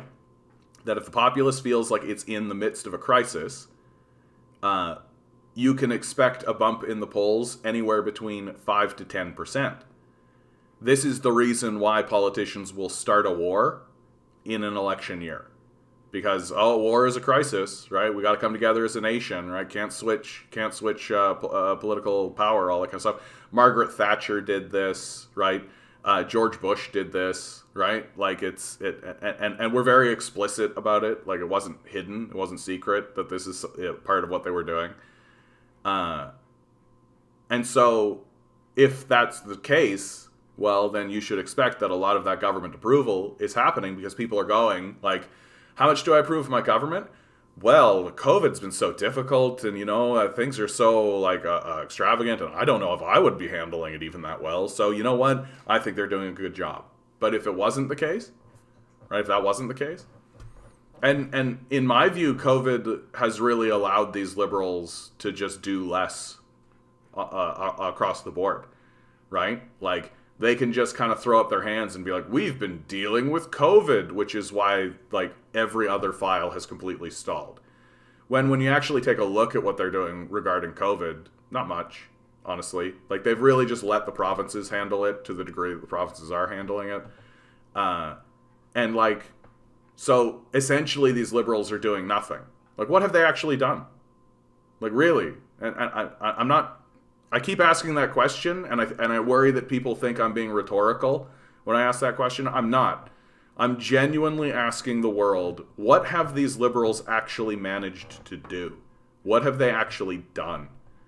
And the answer, in my view, is, like, basically nothing, right? It's a lot of theatrical nonsense, like banning straws and plastic bags, like, oh, whoopity-doo. Like, maybe in 2001 I would have been happy about that. But, like, or the carbon tax. Like, so they literally took a policy from the fossil fuel industry in order to disperse responsibility into the populace instead of where it belongs. Oh, okay. Yeah, great. Liberals won second minority and refused to continue support for citizens. Yeah, bye-bye CRB. Hello, more corporate handouts. Exactly. And we know those corporate handouts fail. Like, we know they don't work. Right? We know they're having all kinds of distorting effects in the society. In many ways, like, part of the reason why the Great Resignation continues is because of these corporate handouts, right? Because why would I bother hiring people, right? Like, I can get free money from the government if I just continuously maintain this cycle of hiring, and then I can, like, put up a thing, like, I could put up a sign on my door being like, can't find any people to work, oopsie-doo, right? Like, and the populace will accept that. Like, they'll just keep coming in the door, keep shopping, right? And they'll just, like, and the staff that I do have will just burn themselves out. Okay. Yeah, they work for fat bonuses. Yeah, exactly. Like, corporate profits are skyrocketing. They're making more money than they ever have, right? And we're all in it together, though. Yeah, that's right. We're all in the same boat. Another concerning chart, in my view, for Justin Trudeau, right? The country is essentially split on Trudeau. About the same amount of people have a negative perception of Trudeau as have a positive perception. Near as I can tell from what I have seen in the culture, the people who have a positive impression of Justin Trudeau are really just kind of suckered by his pretty boy looks. Right? That like Justin Trudeau's your boyfriend kind of thing. Like he's essentially a prince that was groomed for this. Like he doesn't have any vision. Like he doesn't have any he's not a leader. I think is really the thing that I think is important to know about Justin Trudeau or to understand about Justin Trudeau. Like he's not actually a leader, right? Like his father was a leader. Like there are many stories. Like we have plenty of stories about how Pierre Elliott Trudeau had to fight back and had to push back and had to ruffle feathers, right? And the just watch me, right? The just watch me sort of phrase, all that kind of stuff. And we knew that he was like a spicy sort of fellow. But he flipped off the West, all this kind of stuff, which even when I was I was born and raised in Manitoba, and even when I was born and raised in Manitoba, I was like, come on, guys. Like, he didn't flip off the West. He flipped off some asshole, which I live here. Many of you are assholes. And this whole, Trudeau flips off the West. I'm just like, come on. This is exactly why Trudeau should flip off the West, is because you're doing this, you fucking losers. Anyway. Even someone like Preston Manning, right? Preston Manning was a better leader than Justin Trudeau. Reform, right? He had a vision, he had an idea, and was it correct? Was it a good vision? Probably not, right? But it was a vision and an idea, and he was fighting for it, and he was espousing that vision, right? Stephen Harper was a leader. Stephen Harper's major success was that he was able to galvanize the evangelical Christians, the racists and the bigots, and the business class, and get them into the same room and have them cooperate with one another, right? It took a great deal of leadership to be able to do that. And again, Stephen Harper is a fellow who has a vision. He had a vision for Canada, right? And is it a vision I agree with? No, obviously not. But it was a vision nonetheless, right? And he led his people through it, and actually, in my view, has done more for Canada than Trudeau has, in a large scale way, right? Yeah, I argue the only reason that Pierre Trudeau did what he did was because there was pressure from the NDP and all that. I've heard that. Yeah, Great Britain to get our constitution settled from Dobby Douglas. Yep, all of that. But he still did those things, right? He's still part of it. And you can make the argument that it's because of the pressure of this, that, and the other thing. But Justin Trudeau has received pressure from his own Senate, from every doctors' association across Canada, from major institutions. Now, his own party supports the idea of a basic income. He's not doing it, right? Because he's not a leader. Because he genuinely isn't actually that interested in being a leader. Yeah, and I agree with this too. Jagmeet Singh is no Tommy Douglas. Yeah, Singh needs to go. I agree with that sentiment. That, if Singh was walking around actually saying, pass a basic income, if that's what he was talking about, and he was using that terminology, and he was really pushing on it, he was really fighting for it, I'd be talking a different game, but he's not. Singh really lost me in the debate. Here's an opportunity where he's on the national stage, and he has the opportunity to really push on something, and to really, really ring the bell. And he's just not ringing the bell, right? The support for Canadians is just kind of off on the side as far as Singh seems to be concerned. I actually disagree with this, Eric. I don't think Tommy Douglas is being forgotten. If anything, I'm seeing an upswell of Tommy Douglas. I'm seeing more Tommy Douglas than I have before. And I think that the death cult wants us to forget about Tommy Douglas. I think that's definitely true. But I don't think he is actually fading out. Is Singh controlled opposition or just kind of blah? The result is the same. Good to see you, Garden Mice. Good to see you. Is Singh controlled opposition or just kind of blah? I mean, little column A, little column B. I think the result's the same. So it's just like, and I also do think, like, even if Singh was walking around saying basic income, like all this kind of stuff, like, Canadians just can't get over that turban, man. Like, they're just not doing it. Like, and you can see that right down here too. Like, Jagmeet Singh, his negative, like, you take a look at the negatives for someone like Aaron O'Toole, which has only been going up the more we learn about him, right? Or Justin Trudeau, right? Like, his negativity is so high.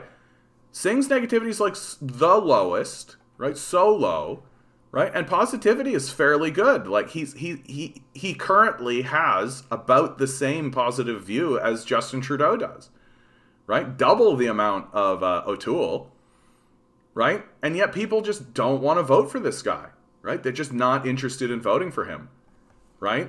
And sorry, man, like, he's got a turban on. like that seems to be the long and short for Canadians. That we're just not able to get over it. My university course, especially my political science course, some of them were Canadian history. There was no mention of Tommy Douglas. Didn't even know about him until I went online, which is about 2 years ago now. I mean, yeah, I see what you're saying, Eric. It does make a certain degree of sense. Like, he was never actually the leader of our country. He was a premier from Saskatchewan. He was the leader of the opposition, right? Like, how much did they teach you about Diefenbaker? Well, Diefenbaker probably, because he actually became the prime minister for a moment. Who's a really good example? How much do they teach about like Jack Layton? Like, Jack Layton will be forgotten, right? Like, he was the leader of an opposition. He was the leader of an opposition party for a long time. He never actually seized formal power, right? Yeah, Singh is the invisible man. Yeah, and it's difficult for me to see Singh in any other capacity. Like, his tenure will be one of stagnation is not a good, like hold the line, right? That's, I think, how Singh will be seen within the party. That he seized power because of the upswell of his own base, which is the Sikh community, right? Which is fair enough. That's how politics works. If I show up with 1,000 people and you show up with 100 people, I win, right? Like, that is how it actually works. And Singh was able to do that because Singh was able to galvanize the Sikh community to join the NDP, to be able to push him forward, and he became the leader of the party. And so but he hasn't really been able to grow the party, right? After its post-Layton collapse, which I constantly point at Mulcair as being, like, the primary reason why that collapse occurred. Like, Tom Mulcair is such a whiff. He had such a moment where he could have absolutely became the Prime Minister of Canada. He could have absolutely done it. But he runs one of the most disastrous campaigns.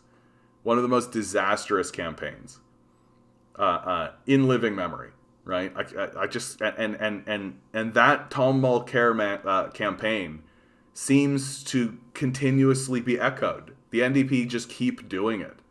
Where, like, let's play a nice piano, and here comes smiling Mulcair, being like, we here at the NDP want to help Canadians. And you're like,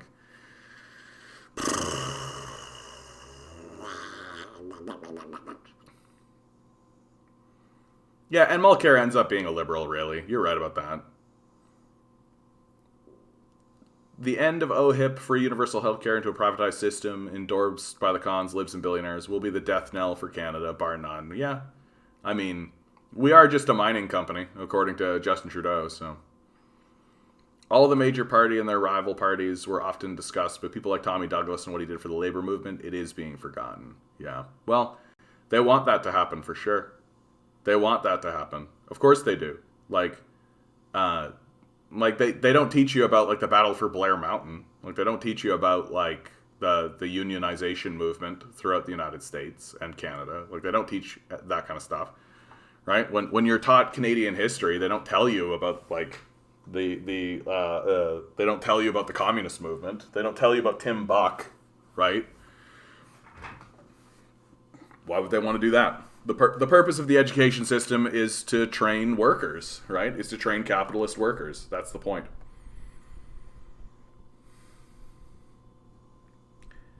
And then the federal vote intention, if the vote was held today, basically the same, right? Like, Canadians seem more or less constipated. I also, like, this graph doesn't have the PPC on it, you'll note, right? I don't know what to make of that. First time hearing about it? First time hearing about what?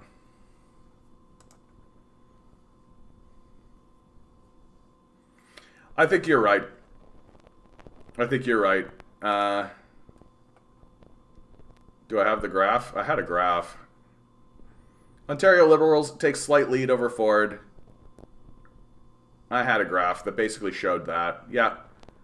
Ontario, a Liberal Party, 36%. They've overtaken the PCs for the first time. Right? So 36%, 35% for the PCs. NDP, 22%. They're down 12 points. I think Horvath's done. Like, I really think that she's just done.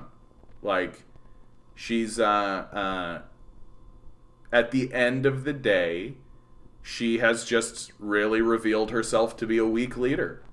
Like, that's the deep, unfortunate truth about Andrea Horwath, is that in the moment when she needed to show her strength as a leader, to show that she had big, bold ideas, to show that she was willing to put ideas on the table that were there to match the crisis, right? You need big ideas in order to counter big crisis, and people still are. If you ask me, like, I say it over and over again, Canadians are fickle. We are fickle. We're gullible and we're fickle, right? So they could pull it back up. I actually do believe that. I think that the NDP could pull it back up, but they're not going to pull it back up by being 3 more sick days. We'll give a $20 minimum wage in 2026, right? That's not going to cut it, right? Like, if someone is drowning in front of you, right, and you say, we'll get you out of the pool in 2 years, the answer should be, get completely fucked. Like, get completely fucked.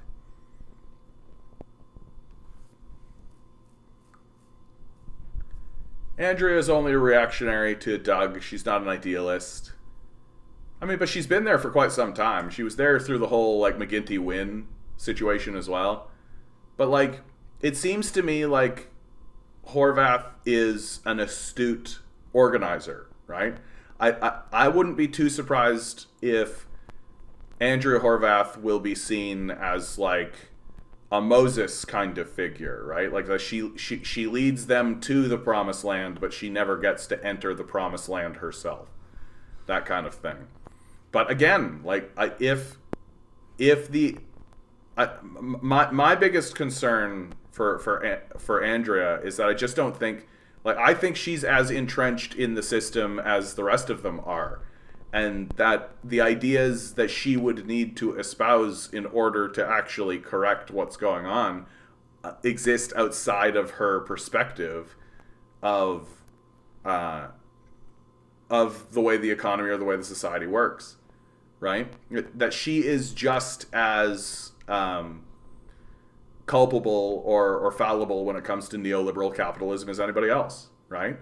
And she doesn't know what to do. She doesn't know who to listen to. She doesn't like, she's not reading the Communist Manifesto. Like, she's not doing that. So she's just like a nice neoliberal. Like, that's it. Like, still a neoliberal, just a nice one, right? And I just think people are like, nah, like, if that's what's on offer, then we're gonna do what we always do. Vote liberal, right? And vote for a win toady, no less. Like, vote for somebody who privatized the Hydro One, right? The privatization of Hydro One is like the sin of the McGuinty win years, right? It's the reason people bailed on them finally and wanted to punish them, right? So they punished them by swinging over to the conservatives, I guess. And now people are realizing that, oh, these conservatives suck, because they do. And people are tired of Ford, ultimately. Like Ford gets in with a kind of Trumpian sort of energy, but just how the Americans dumped Trump, people are kind of like, yeah, let's just dump this guy. And it's pretty common, honestly. Like, it's pretty common in Canadian politics that a conservative gets in and serves a single term. Like, it happens pretty regularly. So, chances are good, though, that it'll be Steve Del Duca. So get used to seeing Steve Del Duca, right? But we'll see. We'll see. It's just kind of staggering this time around, right? It is just really kind of staggering. Like, you would think that the NDP candidate would understand that now's the time to really push forward big ideas. Now's the time to be bold. Now's the time to do it. And you would think that the populists would be open and ready for a non-liberal or a non-conservative, right? You would think that this would be the moment, right? All the stars seem to have aligned, but it's just like, nah, it just looks like NDPers can't figure out how to campaign. They don't know what to do. And liberals are extremely effective liars. And they are. Like, Steve Del Duca is a very effective salesman. Like, he's very effective at it. Well, glory be and mercy me, it's the Canadian Commie. Well, hi Alex, how you doing, bud? Good to see you. I'm torn about the PPC too. Like, should we take them seriously even if they have no seats? Oh yeah, I think we should take the PPC very seriously. Like, what the PPC is the far-right elements that are abandoning the Conservative Party as the Conservative Party attempts to move to the left in order to get more seats from more votes from the Liberals. That's what it is. And so it could very easily get a seat. And what is really dangerous about the PPC, right, is that some of the people in the PPC, I think very specifically about Mike Fraser. Mike Fraser is a very effective speaker. He seems very genuine. He seems very real. He seems like he really does believe, like, the reason why I say that the PPC is actually one step up on the Conservatives and the Liberals is that the PPC is actually walking around acknowledging that something's gone wrong, right? And they want to see radical reform, right? They want to see some serious shit happen. The problem is that they don't, like we were talking earlier, like the American libertarians, they don't actually have an accurate view of what the society is structured like. They don't understand that there's an ownership class and a working class. And if you don't understand that, then you have to find other ways to like, why are things so bad? And so everything becomes a culture war, right? The problem is the immigrants, right? The problem is that there's too much gender studies, right? This generation is weak, right? Like, all that kind of bullshit, like the generational war, the culture war, right? Because if you don't have, and the PPC is also extra dangerous, and I do think they're dangerous, because they refuse to acknowledge the existence of systems, right? That, like, there are systems that are operating and that are in place and that are used to organize the society, right? And they just don't acknowledge it. And if you get into conversations about systemic racism, like systems, things that actually, like systemic wealth, hereditary wealth, generational wealth, all of these things, they just refuse to acknowledge that these things are real. And it's because they don't have an accurate view of how the society is actually structured or how it actually works. They don't have a historical materialist critique. And so what that means is that if the PPC were actually able to seize power, they would be a disaster, by definition, right? Like, if you don't think that there are systems and then you are given control of the system, by definition, you will destroy those systems, right? Like, they're not going to not destroy those systems. Like, they have to. because they refuse to acknowledge their existence. Like, for real, there are people in the PPC who are actually saying out loud on the debate stage, while being recorded, that their solution to the First Nations issue is to destroy the reserves and make all of the First Nations people get jobs.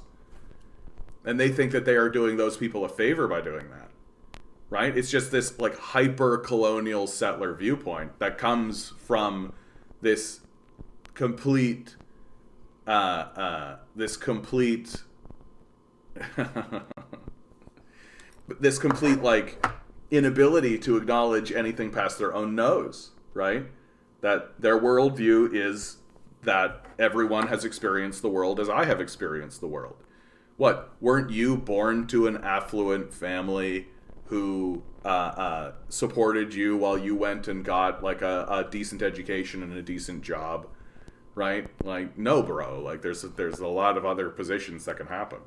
But if you don't acknowledge the existence of systems, then you can pretend like what you see with your eyes is the only thing that exclusively exists in the world. But CRT is a leftist myth. Thomas Sowell proved it in his books. Thomas Sowell. Jeez Louise. Thomas Sowell is actually like a weird figure to me. Like, why? Why is he so insistent on acting that way? Like, Thomas Sowell is an Uncle Tom, right? He is an Uncle Tom. That, like, to paraphrase a speech that was given by Malcolm X, right? That, like, Malcolm X would talk about how there were field slaves, right? Like field workers. It's not the language he used, but I don't feel comfortable using the language that Malcolm X would use. So there were field slaves, right? And there were house slaves, right? And that the house slaves would help organize the field slaves on behalf of their owners. And they would be happy to do it, and they would praise their owner and all of this kind of stuff. And they understood that in the doing of that, they would get better treatment, they would get better food, they could even eat at the master's table, right? Like, you take a look at the movie Django, Samuel L. Jackson plays an Uncle Tom. Like, he is the Uncle Tom figure, right? And that's who Thomas Sowell is. He literally denies the existence of history, denies facts, denies evidence. Just Thomas Sowell's great sin as an academic or an intellectual, if you want to call him that, is that he just omits everything, right? His sin is the sin of omission, right? Like, if you omit the history of slavery, if you omit the history of, like, the redlining movement, if you admit the systemic racism and the action that has gone against the black population that is observable and has been spoken about over and over and over again, if you just omit all of that, well, then you can make any claim you like, and that's what Sowell has done, right? Which is like, it's odd to me that he's experiencing something of a resurgence right now, because he's fundamentally illiterate, like at best, like, I think you could call Sowell fundamentally illiterate. Like, you can weave any narrative you like if you don't know anything, or if you're not willing to talk about it, right? And so in the end, Thomas Sowell just ends up being an Uncle Tom. That's who he is, right? So take him as seriously as you would. But the reality is that the people who... Buddy, you've got so much peanut butter in here. Like, the people who are against CRT theory, like the critical race theory, right? They're not doing that because for any genuine reason. They're doing it because they're racist, right? That's all. Like, it's not that... I don't think that... it, like, that particular position's not very nuanced, right? It's not very nuanced, right? Like, critical race theory is the framework that legal systems use to discuss the impacts of race on other systems, right? Legal systems or wealth systems or any of that kind of stuff. And to what degree has racism played a role? It's something that we definitely should be talking about, and especially in the legal systems. And it's just been used, it's just become a buzzword now for everything, right? Like if somebody like experiences racism, or if somebody points out the existence of racism, well, it's critical race theory. It's like it's not really the same thing, but they don't care about that really. Yeah, been quite depressed lately. The world is going to shit and all that. Yeah, that's why we're here on this stream. Yeah, I really hate this whole the system works for me, so obviously it works for everyone mentality. Yeah, exactly. Hildebeest Clinton running in 2024 got me really depressed, to be honest. Is Hillary, like, why would Hillary be running unless Biden's going to resign, right? Is Biden just not going to run again? Is that the deal? I don't actually follow it that much because it's just kind of a show, and I kind of watch the show as it happens. Yeah, we're all in this together. Always remember that depression is energy, right? It is a form of energy. It's just not the type of energy we're used to, right? It's like nega energy. But it is energy, and you can galvanize and you can use that energy. Yeah. Sowell seems like that one black friend white bigots used to say they're not racist. Exactly. Yeah. I think it is not so much he's illiterate, but rather he was bought off. Yeah, he'd much rather to lie than spread the truth. After all, he's affiliated with the Chicago Boys and other billionaire think tanks. Yeah, that definitely plays. But ultimately, like Sowell just doesn't tell the truth. Like it's very simple. Like anytime I've listened or read anything he's ever said, I've been like, okay, when are you gonna actually talk about what's happening? Like for real. Like when are you actually going to talk about the reality of what is occurring? And he just doesn't. Right? And I see this is the strategy of the cult now. This is the death cult strategy, right? That just don't talk about it. Like when the National Post did their capitalist manifesto, right? Like the reason why it hasn't actually had a big splash, or it hasn't like really done anything, is because ultimately like these guys refused to genuinely acknowledge the conversation.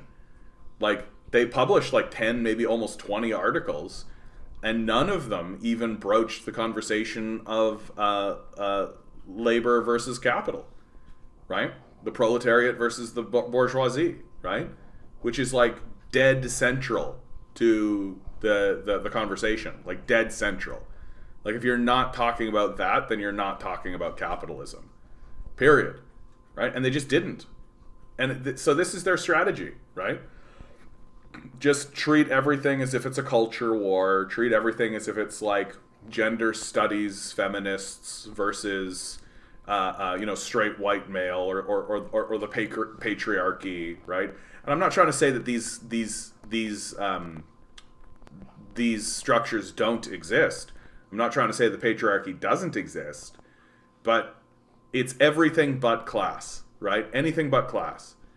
And if you're not going to talk about class, then you're not actually talking about capitalism.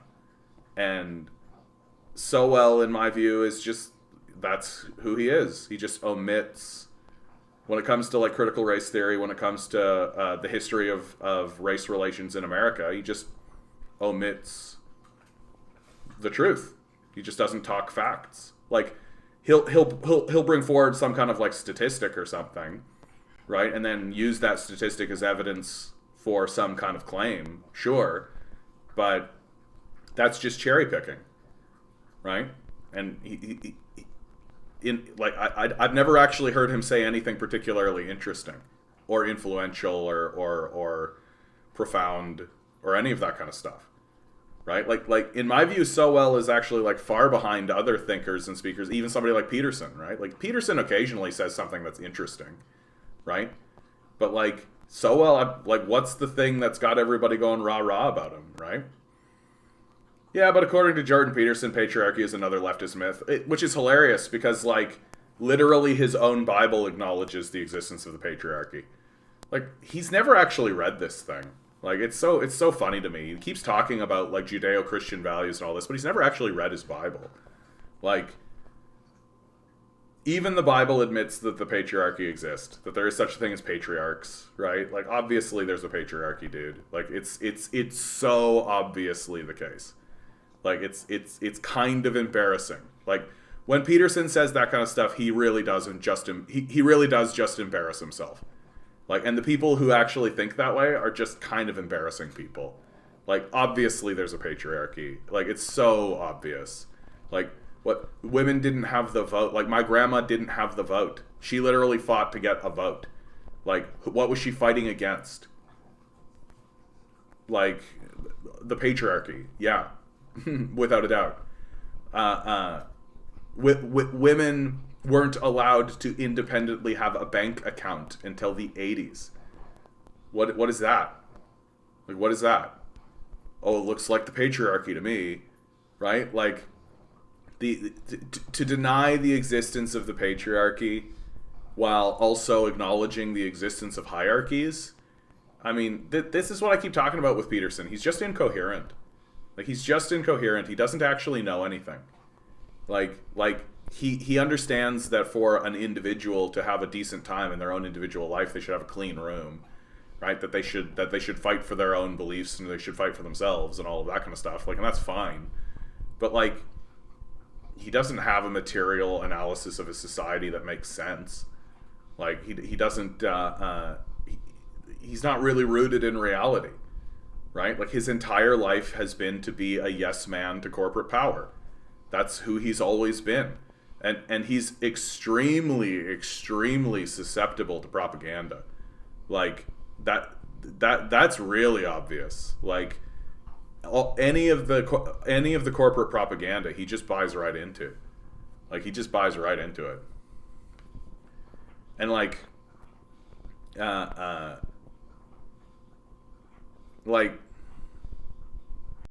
this is the reason why he keeps ducking leftists, right?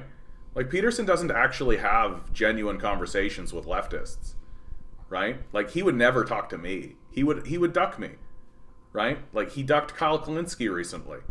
Like, and Kyle Kulinski's, like, barely a leftist, right? Like, and, like, famously, Jordan Peterson ducked Richard Wolff, right? Before he went and actually debated Zizek, right? He was supposed to date Richard Wolff, and he ducked it.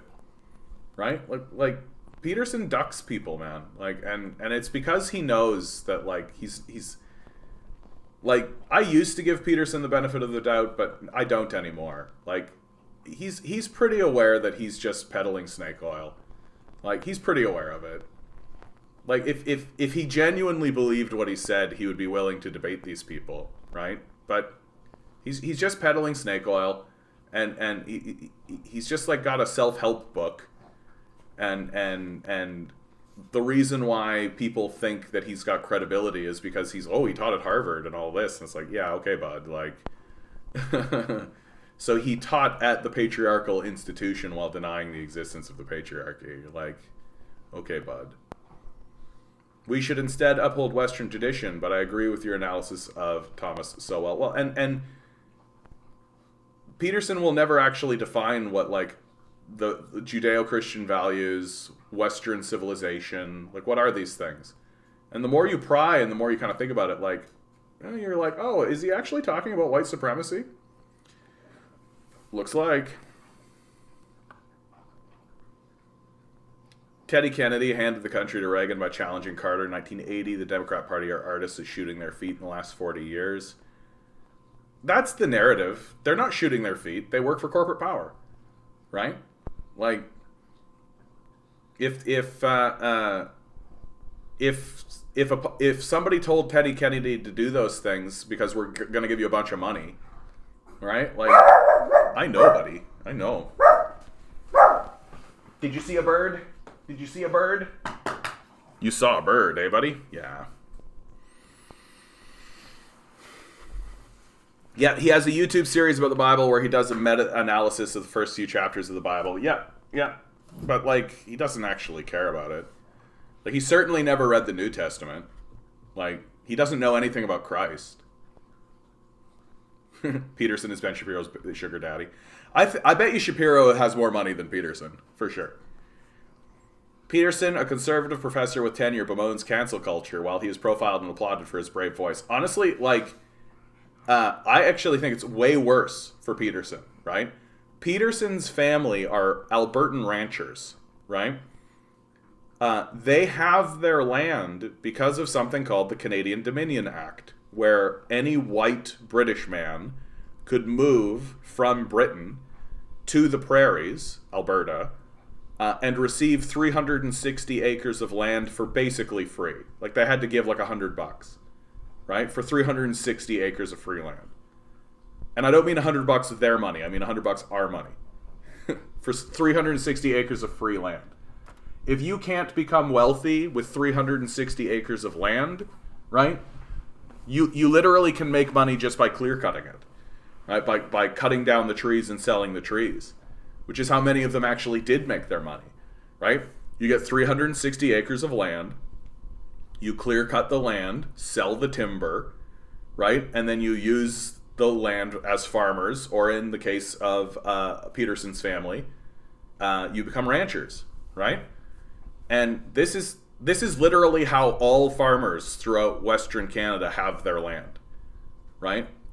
And then they turn around after their family receives this enormous government handout, right?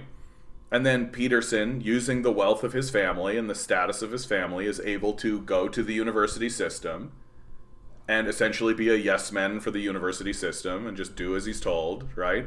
They basically leave him alone in a room for 15 years so he can write this thesis, this book that he wrote, Maps of Meaning, which is interesting, like the Chaos of Dragon and all this kind of stuff.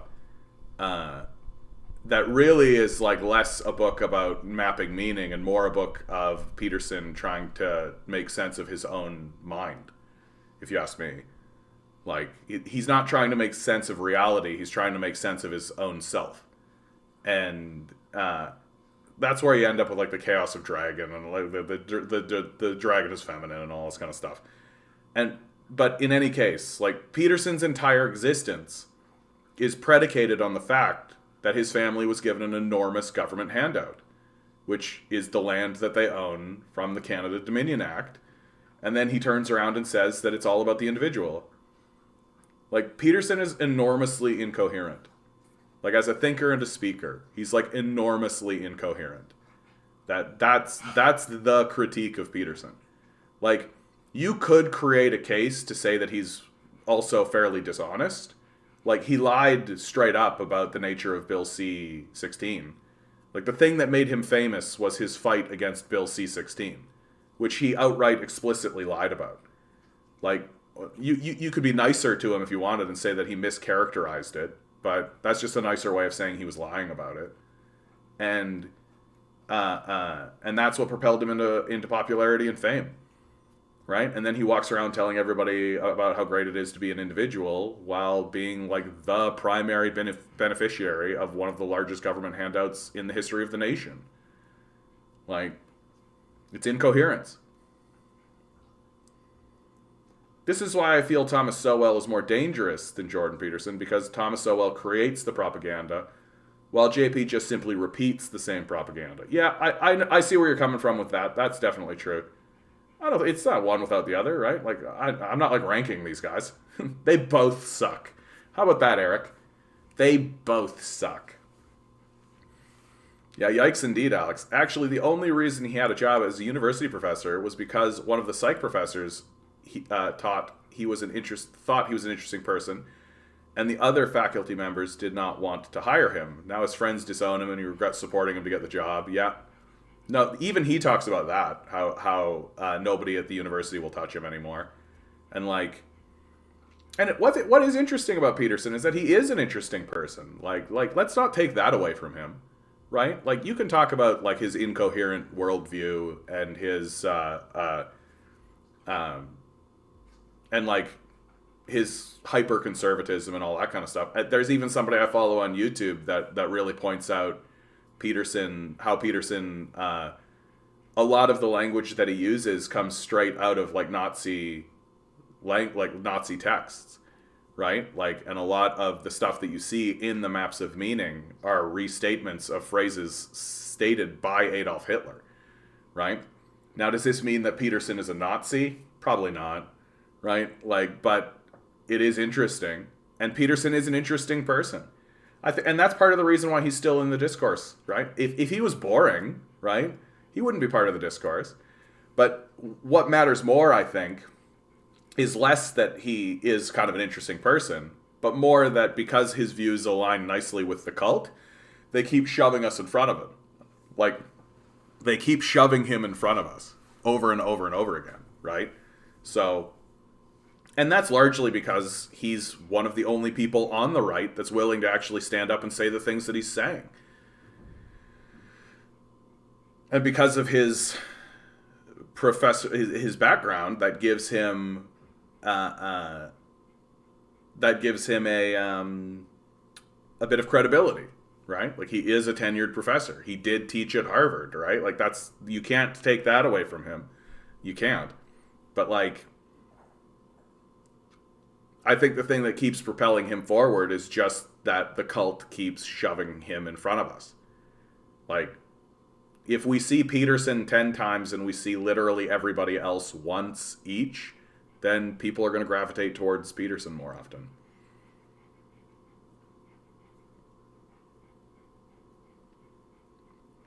Yeah, I mean, I don't know. The NDP, like, Andrea Horvath, if she loses this election, she's out, right? If Del Duca gets in, we get a UBI. I think no, we don't get a UBI. We get a UBI pilot. That's what it is.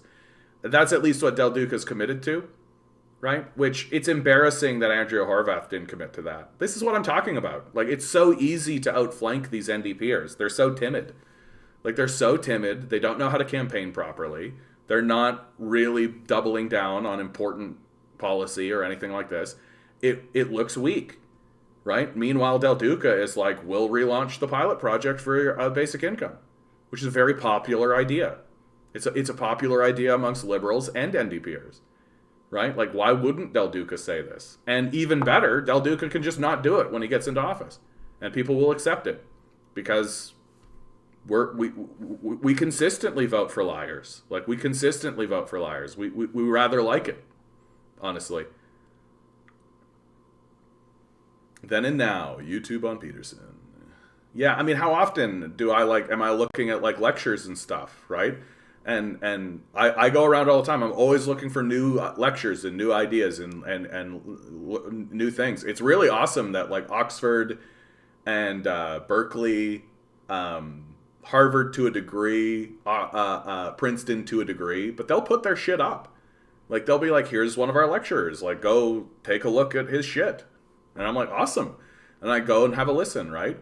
And almost every single time that lecture comes to an end, one of the videos that is up next on YouTube is Peterson, right? And I'm like, why is it always Peterson? Why isn't it like, oh, you like this lecture? Well, here's this guy, and he's also a lecturer, right? Like, or maybe this guy with another lecture, right?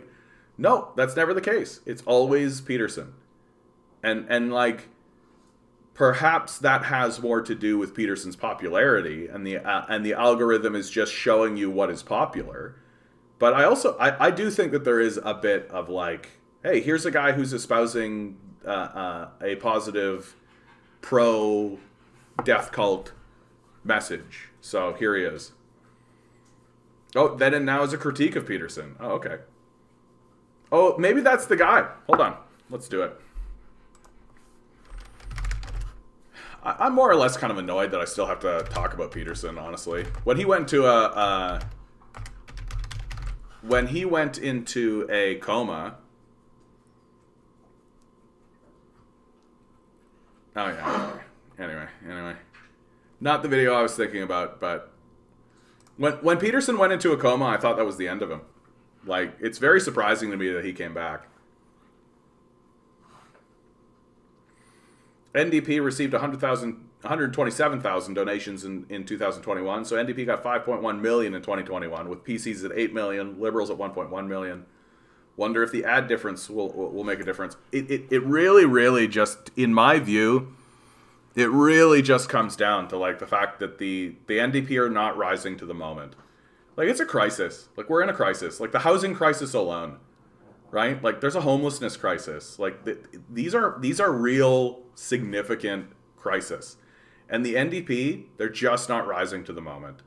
Like, that's really what it is. And anytime they get together, and like I know people on the inside of these conversations, right? And they always come back to me and they're like, yeah, looks like they're just gonna like double down on sick days, or like talk about like hospital funding, you know, those sorts of things. And I'm like, okay, but what about the housing crisis? Like, what about the income inequality crisis? What about the homelessness crisis? And they're just like, yeah, they're just gonna pick the single issue and kind of run on it. And I'm just like, I just do not. I don't think the NDP are gonna win.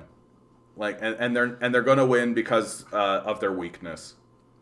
Like, that's really what it is. I think I should do a video about this. I think Monday's video is going to be about this.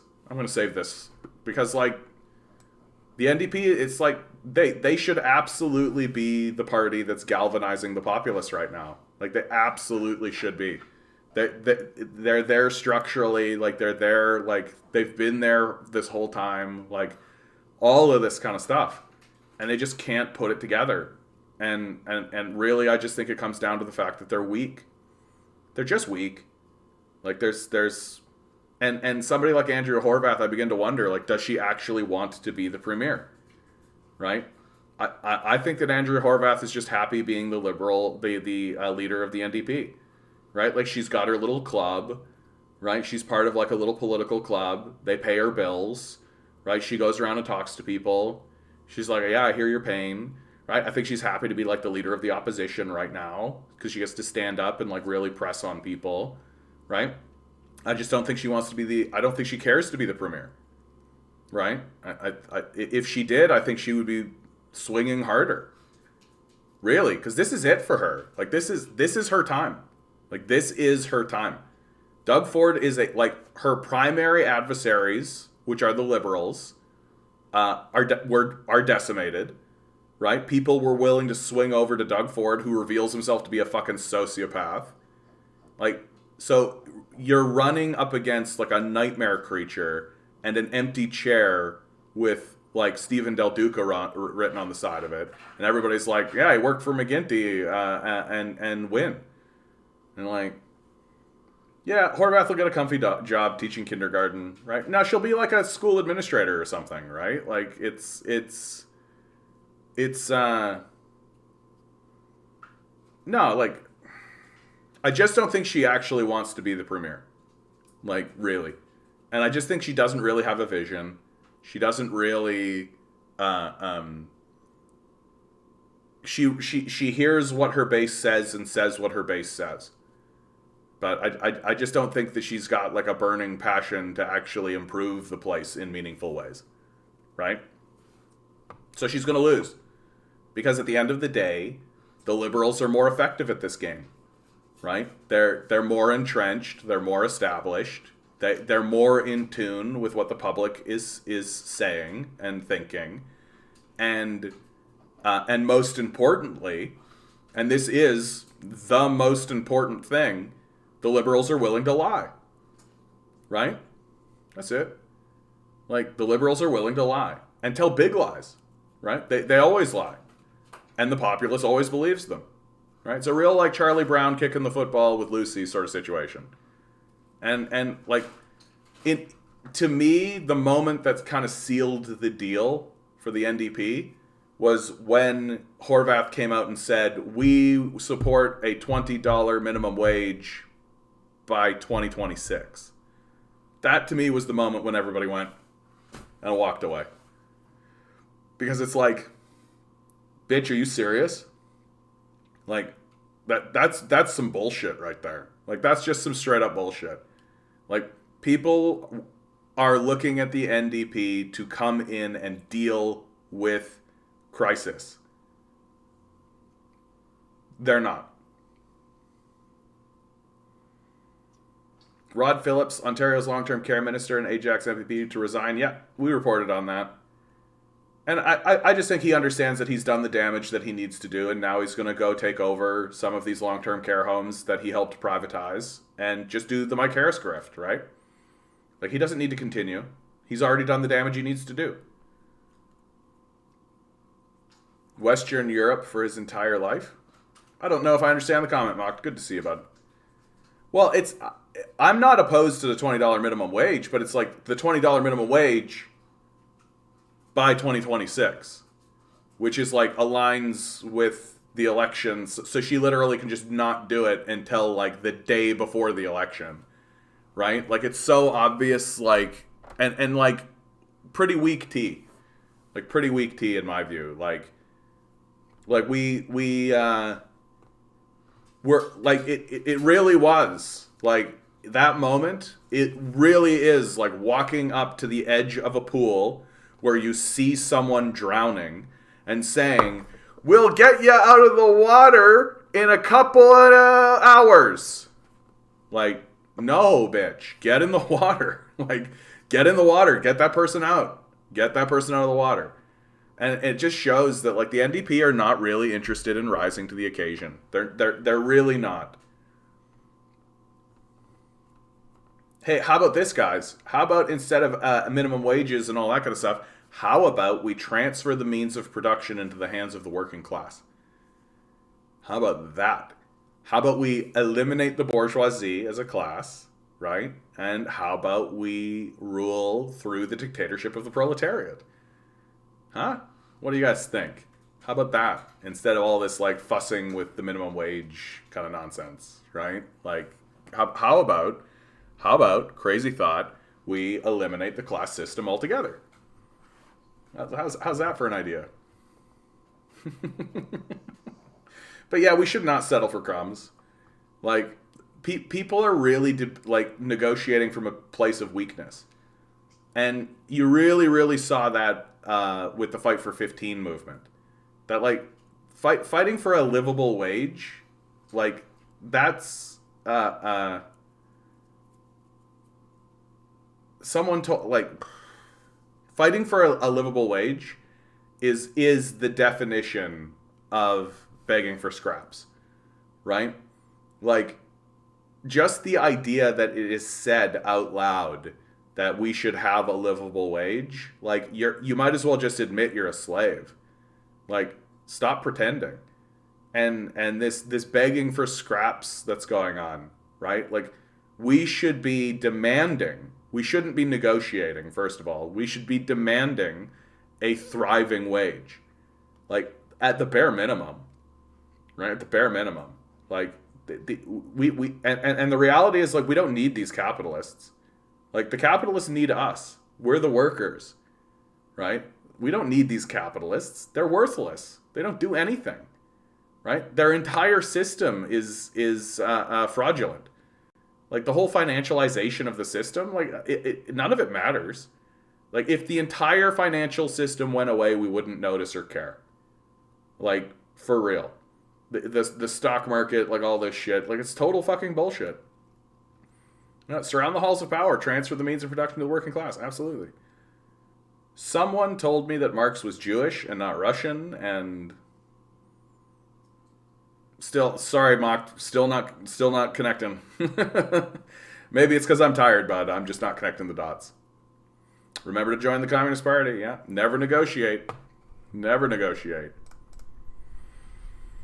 Federal modeling suggests very intense Omicron surge within weeks.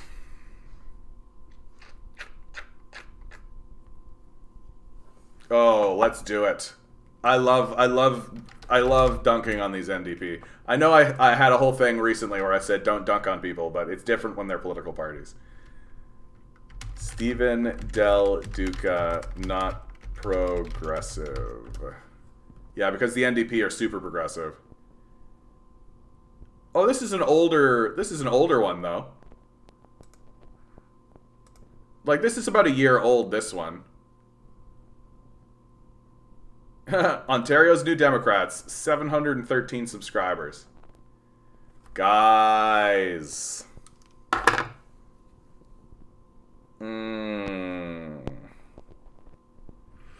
I have more subscribers than the Ontario New Democrats do.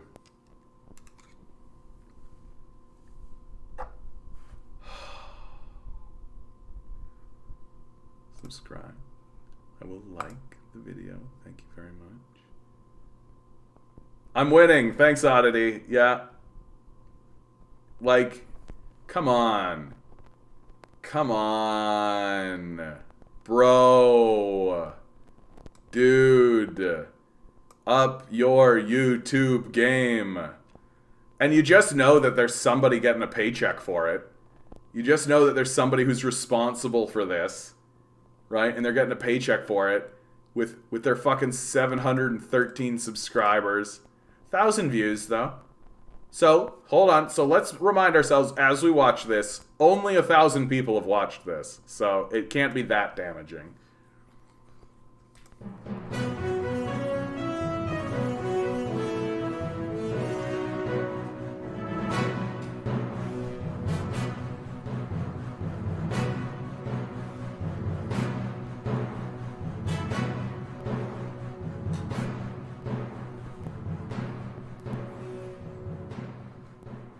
Okay. We're going to watch this again. When we watch it, when it goes from this clip, when it goes from this, switches over to Andrea, okay? Instead of it switching over to Andrea, it's going to put it in your mind, right, that it's going to switch over to a 12-year-old who's doing, like, their school report, right? And they're like, hello.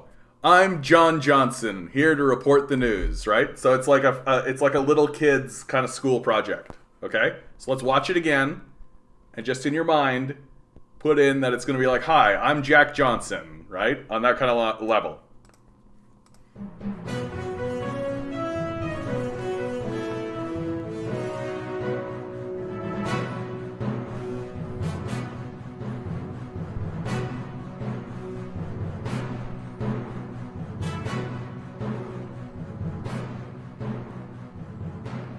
Right? And then it sweeps. And, hi, I'm Jack Johnson, here to report the news.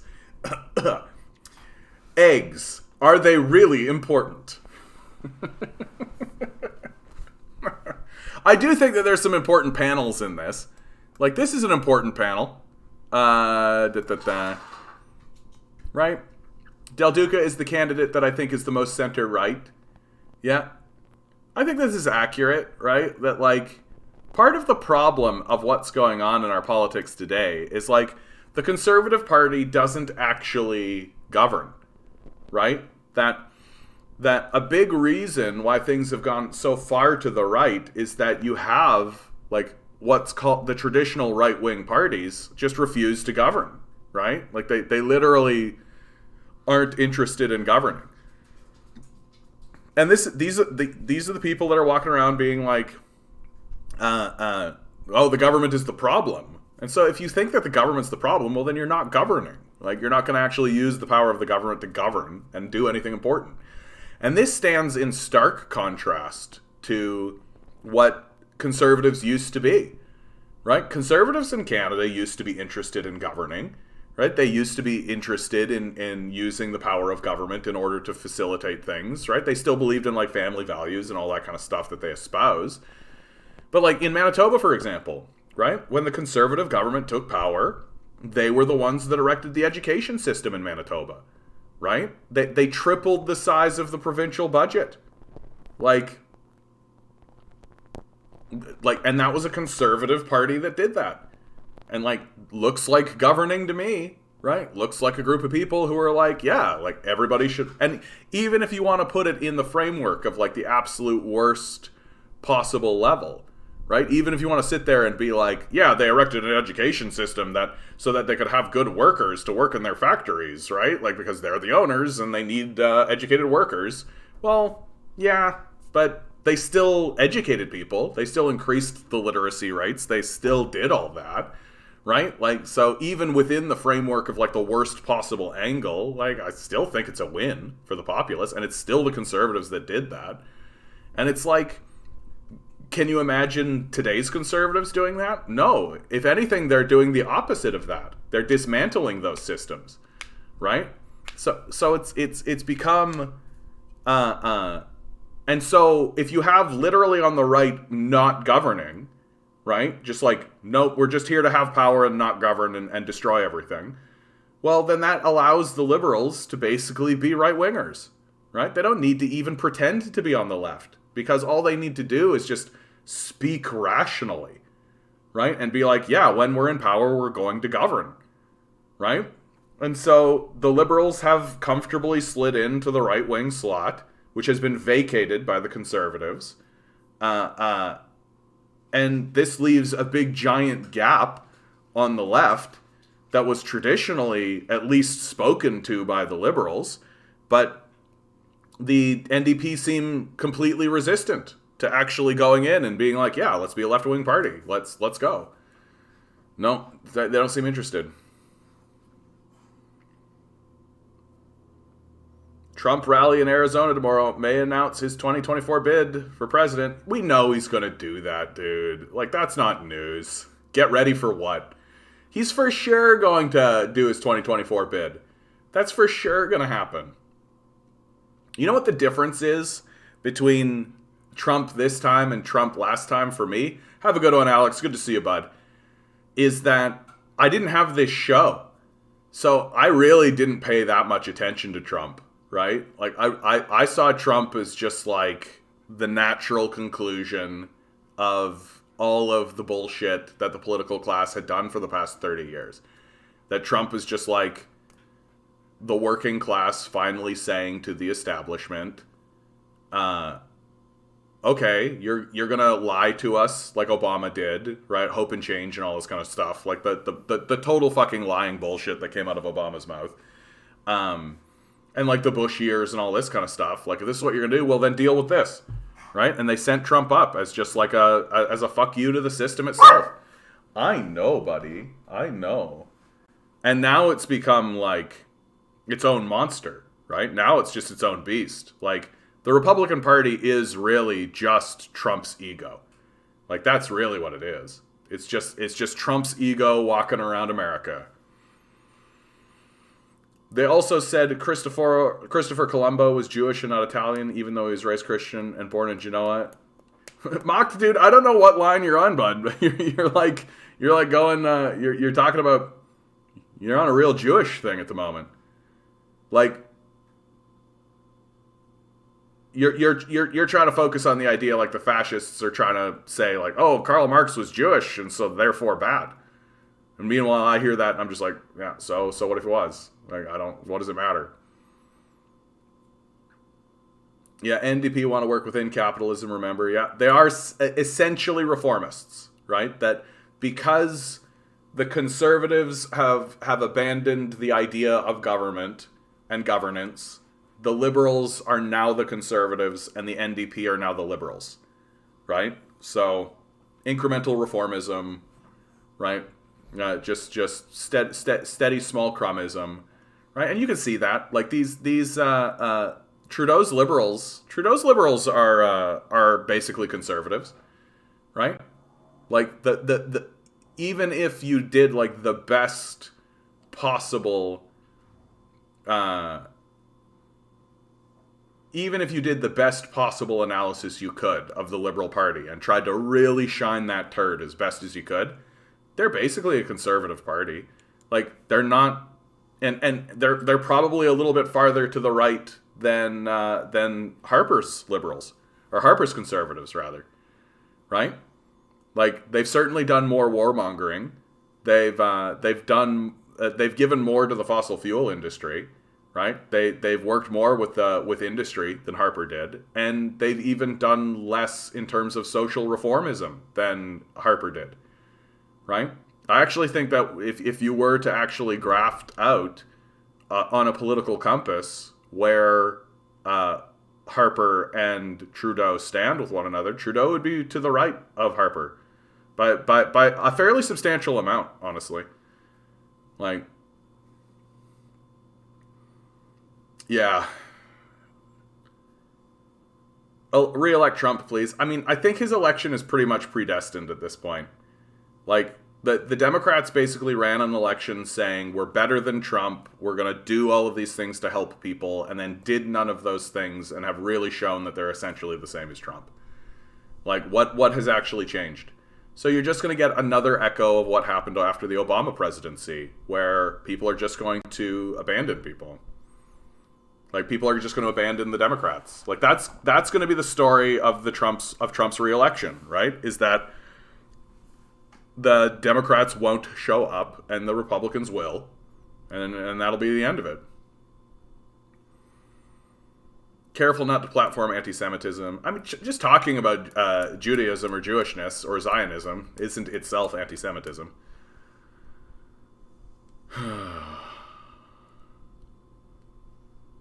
Well, yeah, Green Party's now disappeared. Where's Anime? Well, Anime, like, she's no longer technically the leader of that party, so they need to have, like, a leadership convention, and, like, on and on and on it goes. Yeah, but the Greens are, like... I mean, the Green Party were always just a conservative party that actually cared about environmentalism, right? Like, so... I don't know. They have a couple of seats, and those seats will probably go away soon enough. Again, federal modeling suggests very intense Omicron surge within weeks, right? Nationally, the positivity rate is a stunning 28%. That means more than 1 in 4 tests for the virus are coming back positive, nearly 5 times higher than the rate at any other point in the pandemic. Yep.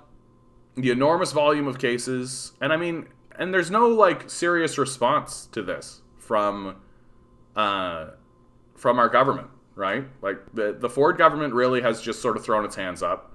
It really doesn't care. Like, it really doesn't care. And the strain on hospitals is going to be intense. They're not doing anything to ameliorate that. In fact, they're just moving forward with the cuts that they put forward, right, amidst a pandemic. Like, it's brutal what the yeah, lock everything. We need a war economy. I mean, we need a war economy in terms of fighting climate change. Like, we've got to get away from this capitalist system. It really is not working. Like, it really is not working. And, the capitalists are using this pandemic as an excuse to further entrench privatization. That's what they're doing. Right? And so they're not going to act rationally. Yeah, Ontario's school reopening announcement turns into a gong show from now. While the education minister blinded us with arithmetic, it was Ontario's chief medical officer of health who made a real mess of the proceedings. Big fucking surprise. I'm not going to read this aloud, but just like, yeah. Like, these guys they've never known what they're doing. Right? They've never known what they're doing. And they've always been like, we're going to do this, and then nope, and then yes, and then nope, and then yes. And it's like this chaos that they're it is like they're committed to chaos. Really.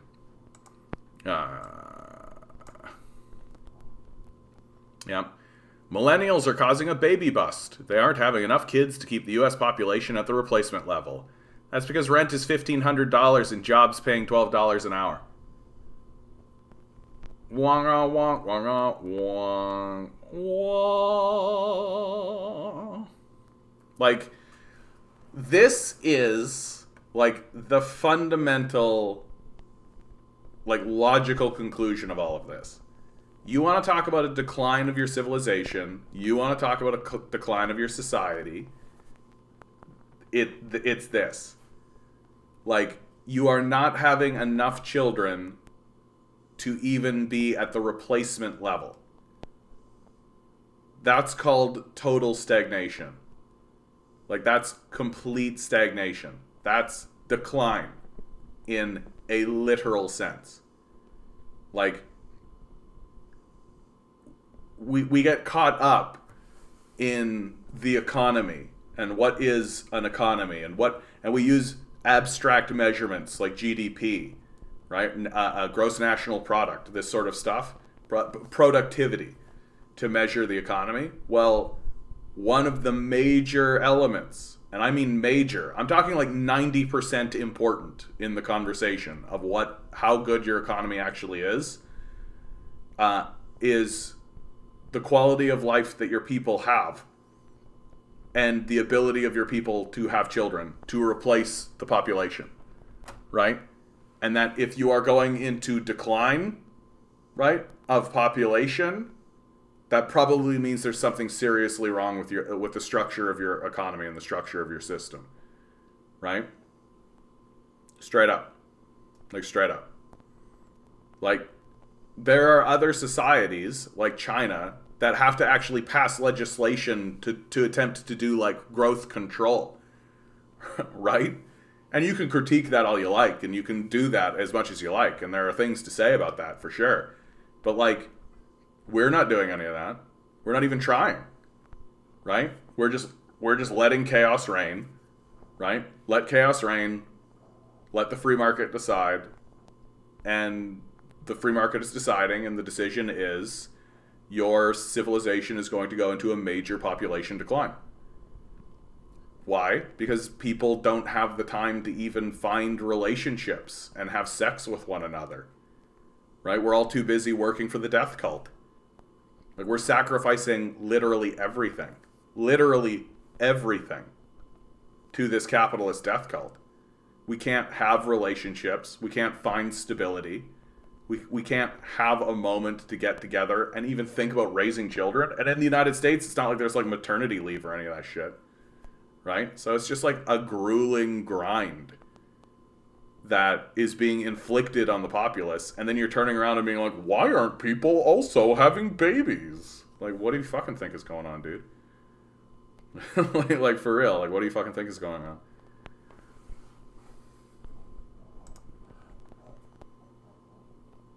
A city in Minnesota is attracting climate migrants. Could Canada be next?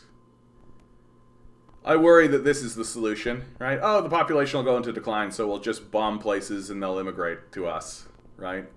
And then that'll create a white supremacist movement, which will then have the populace fight amongst itself, and we, the powerful, will maintain our power. The large comet cannot come soon enough. Yeah, there's a bit of that, isn't there? Like, I don't know how much we should be focusing on accelerationism, right? Like, I'm kind of opposed to that idea of accelerationism. I genuinely think we could just stop. Like, we literally could just stop.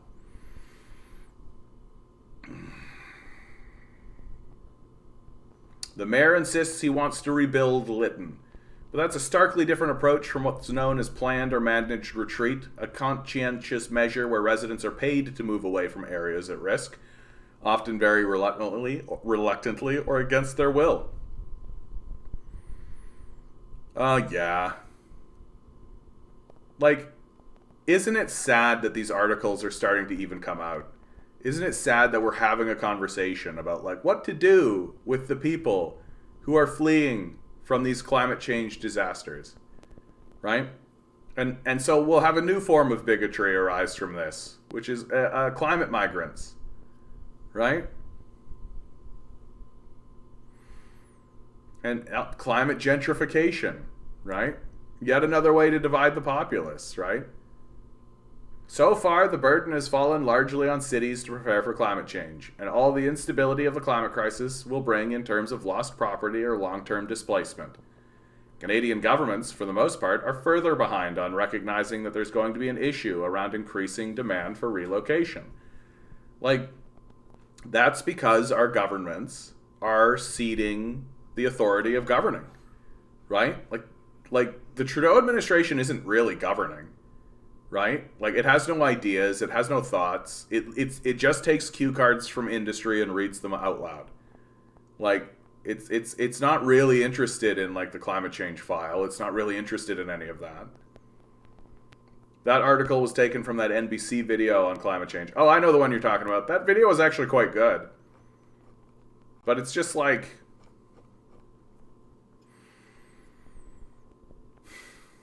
we really do need a war economy. Like, we need a war economy right now. And we need to be restructuring our entire society in order to fight against this existential threat. And we're just not interested. Like, we're just not doing it. Like, we're right now, we're willing to vote for people just because they're saying climate change is real. Like, that's it. that the liberals stand in front of you and say climate change is real, and you go, oh yeah, good, yeah, liberal, haha, right? And that's because of the absurdist bullshit conversation we had for a fucking decade about like people denying the existence of it, the disinformation campaigns, which those people should be charged for treason, like without a doubt. In my view, those people should be arrested and tried as the traitors that they are to not only the nation but to humanity itself, right? Like funding disinformation campaigns when you knew, when your own scientists were telling you that climate change was an issue that fossil fuels were causing, that was a man-made threat. Like your own scientists were saying this, and yet you funded a disinformation campaign. You should be tried for treason, like for sure, without a doubt. And but we're not doing that. We're not interested in doing that. So literally all we've got is just like, climate change is real. Okay, good. You voted for me. Now I'm going to give everything I possibly can to the fossil fuel industry and make the problem much worse. Yeah, Sparkle Socks Justin says net zero by 2050. That's enough for Kool-Aid drinkers to vote for him yet again. Yeah, exactly. Like, it's so obviously a grift. Like, on the face of it, it's a total grift, right? Like, guys, I promise I'll stop doing heroin by 2050. Like, how serious would you take that? Like, if your partner or son or loved one or something was suffering with like a heroin addiction, and you wanted to get them clean and you wanted to help them and you wanted to do everything you could to actually improve their lives, and they just kept saying, I'll get clean by 2050, how fucking serious would you take that? Like, and like the people who are really in bed with the liberals, like, there's a reason why they keep using phrases like she-cession. There's a reason why they keep doing this. And it's because, like, people view Justin Trudeau like they're he's their fucking boyfriend. Right? Like, that definitely exists. I've seen it. Like, it's annoying as fuck. Oh yeah, it hasn't ended. No, for sure you're right. I don't want to check out I've only got 20 minutes left, dude. I don't need to be angry. I'm too tired for that shit.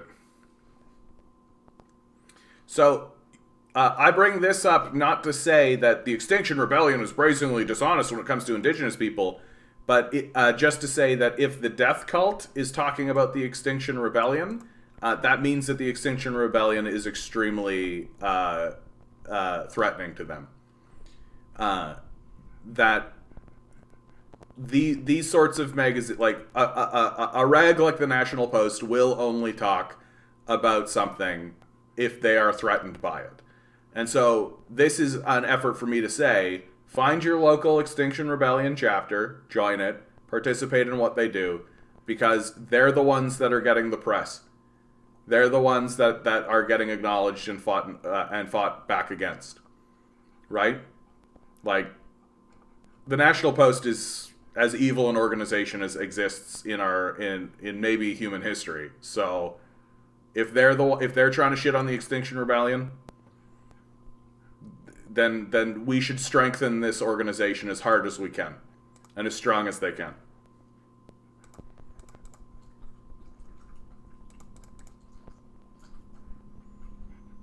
Employees of the largest freight railroad network on the continent just declared a strike. Here it goes, guys. Here we go. This is actually going to be the most effective thing.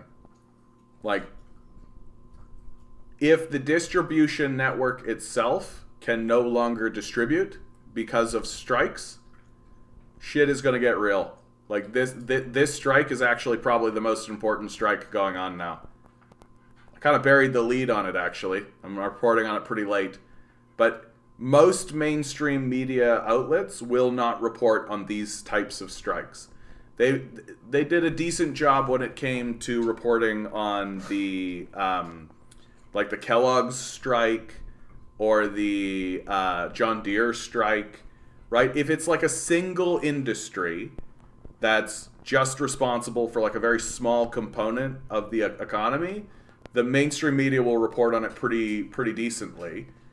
But a strike like this, like freight railroad network strikes, don't expect to see too much on it, right? I will happily be proved wrong on that point, but like the truckers and the people running like freight kind of stuff, like those people hold an enormous amount of power in the society.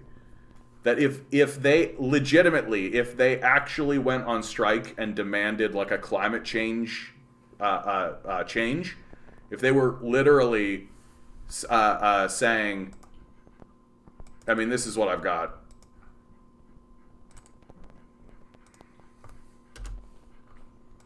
But if they were saying climate change is a crisis and we need to deal with it, so we're going on strike until you deal with it, like shit would start to happen.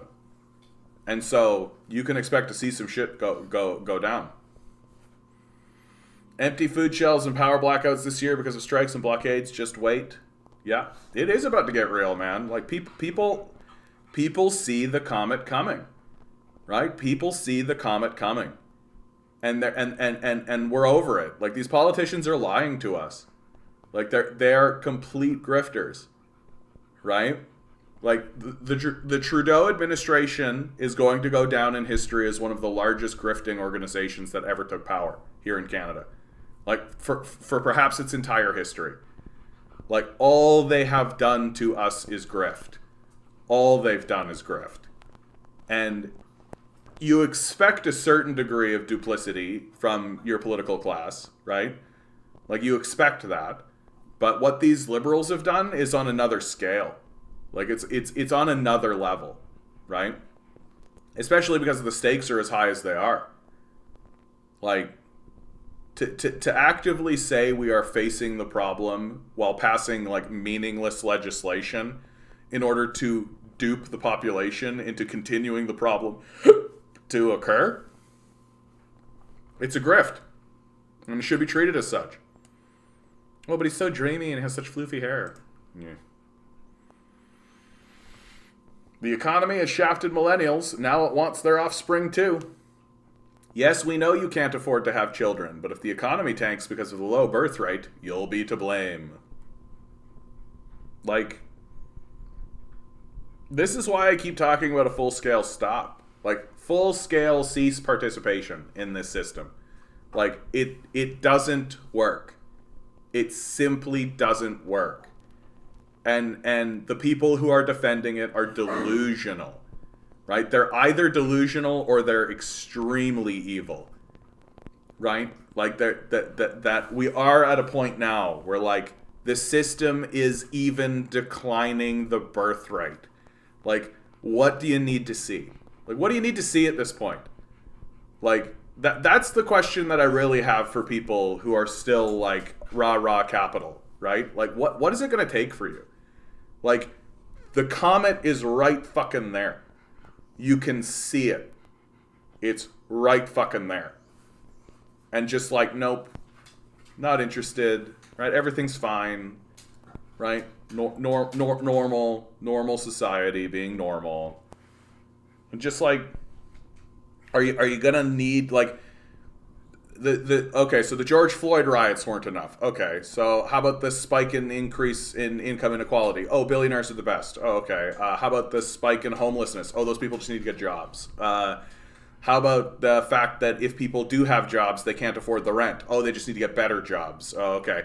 Well, how about the fact that if people go and get the education in order to get the better jobs, they're mired in debt and they can't actually get the jobs that they got mired in debt? Oh, they just need to work harder. Oh, okay. Like, it's delusional. Like, it's completely delusional. Like walking up to someone drowning in a pool and just shouting, "Swim harder." Like, and like what we are going to end up with, right? Because it's you can shake your fist at the boomers all you want, but in a blink of an eye, those boomers are going to be gone, because that's how time works. Right? And it's just going to be like the Gen Xers are going to be the older people, and the millennials will be like in their 60s. Like, I'm going to be 60, and And the same dynamic is going to be in place because the issue isn't generational, the issue is class, right? And that the ownership class will have been retreated into delusion so heavily, right, that all of these narratives will persist. That the conversation that I just had there is going to still be there, right? Because the issue is class and the issue is wealth accumulation. Yeah, not to mention you don't get a job if your resume has one word off. Yeah, you should be grateful, John. We're better now than 50 years ago. You are simply speaking in a position of privilege. Yeah.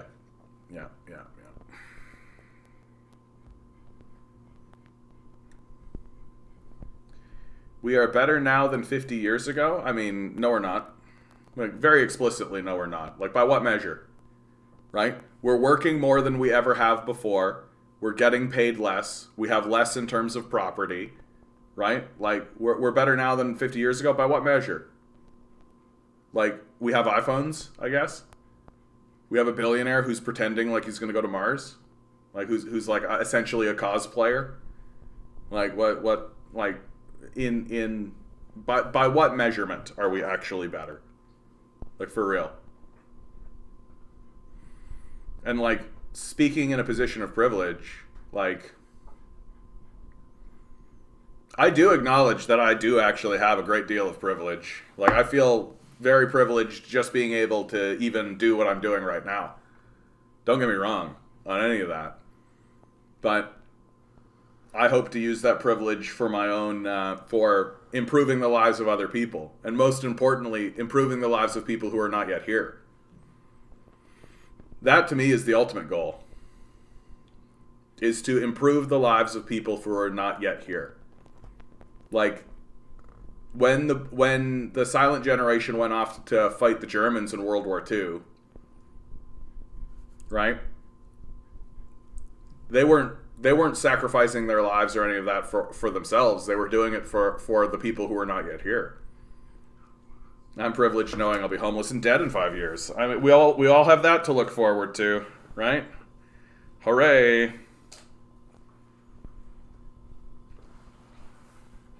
Yeah, the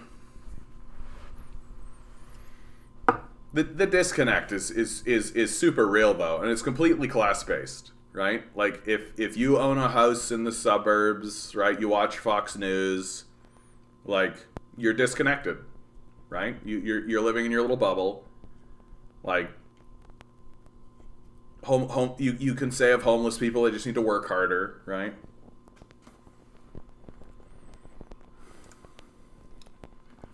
Canadian meat consumption. Demand declines. That's an interesting one, right? Demand declined, which has lowered income, raised prices. We normally have a good sense of how meat consumption patterns respond to economic fluctuations. As incomes fall or prices rise, we expect meat consumption to decline as households cut back more. Canadians' purchases and preferences for beef have waned. The beef consumption index peaked in 2020. I wonder what that's about. Yeah. I just want there to be some kind of breakthrough.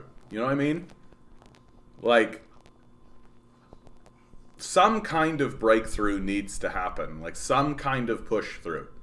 Where finally the ideas that, hey, maybe homelessness is bad actually gets addressed, right? Finally the ideas of like, hey, maybe poverty is bad, right? Finally get talked about and addressed in serious ways. And everything is just about, like, how do we make this as constipated as possible? Like, how do we constipate the discourse as much as possible? And eventually there needs to be a push through, right? Eventually, like, the society needs to start shitting. I mean, that's really what it is. And the longer we wait, right?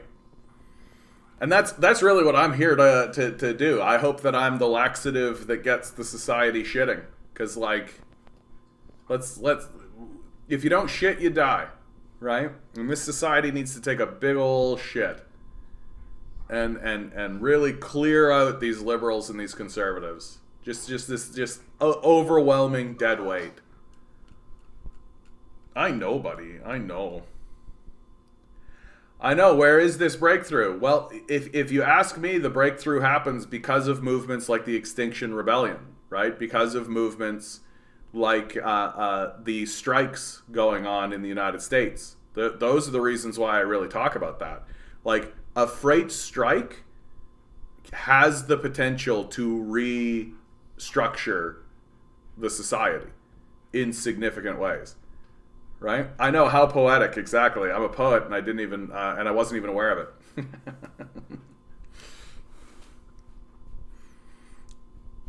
Canada has already declared at the UN that food and housing are human rights. No mention of water yet. But yeah, but that's non-binding because the United States won't ratify it, right? Yeah, I'm beginning to lose my curiosity. There's a bit of that, isn't there, DM? There is a bit of that. If capitalism makes less money compared to last year, instead of accepting the free hand of the market, yeah, they lie to keep profits up. Yeah. Well, or just have the government print money for them, right? Quantitative easing, all that kind of nonsense bullshit that they use to do all of this stuff. Like, there's no like, the system is fraudulent, right? It doesn't work, and it's going to get really, really obvious really, really soon. Because the antagonisms that exist in the structure of the society are going to hold us back. That even if there are successes, right? Even if there are successes, the antagonisms remain. And if the structure of the society is that you constantly need to go to war with one another in order to get even the most incremental reforms, well, you're always going to fall behind the people who are structured, who prefer a structure that actually encourages unity and conversation and togetherness, right? Like the Chinese people and the Chinese government is going to just jump ahead in significant ways. Like, in 10 years, these guys are going to be so far ahead of us that we won't even believe it. Like, I really think that this is actually the truth. Like, their society is going to be so much farther ahead from ours that when we read the reports, we will be like, this has to be fake.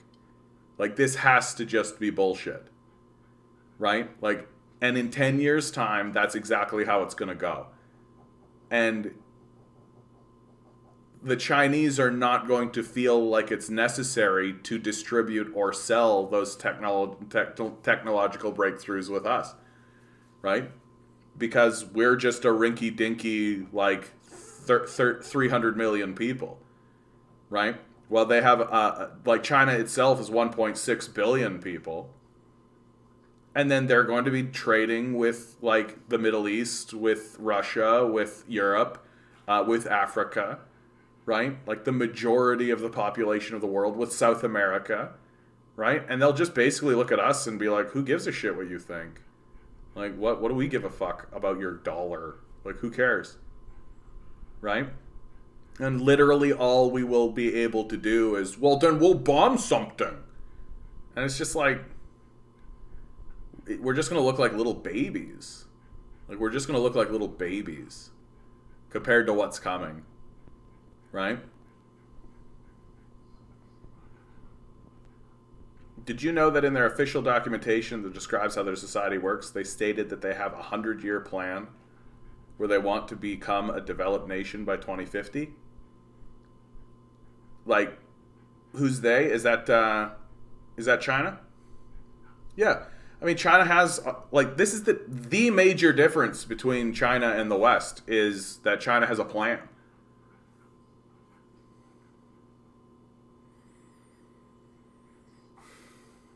Anyone got a chart from the IRS showing dwindling tax revenue? Yeah. I mean, like, that's how capitalism eats itself, right? Like, eventually the population just ceases to be able to produce anything. All right, guys. My dog is really, really whining because he has to super take a poop. So I'm going to close down the channel. Always remember, guys, you are a quantum being walking around in quantum energy. These billionaires are spending hundreds of billions of dollars to make sure that you never ever realize it, because then they can enslave you. Don't let them. Rebel, revolt, repent. Good luck. We're going to need it.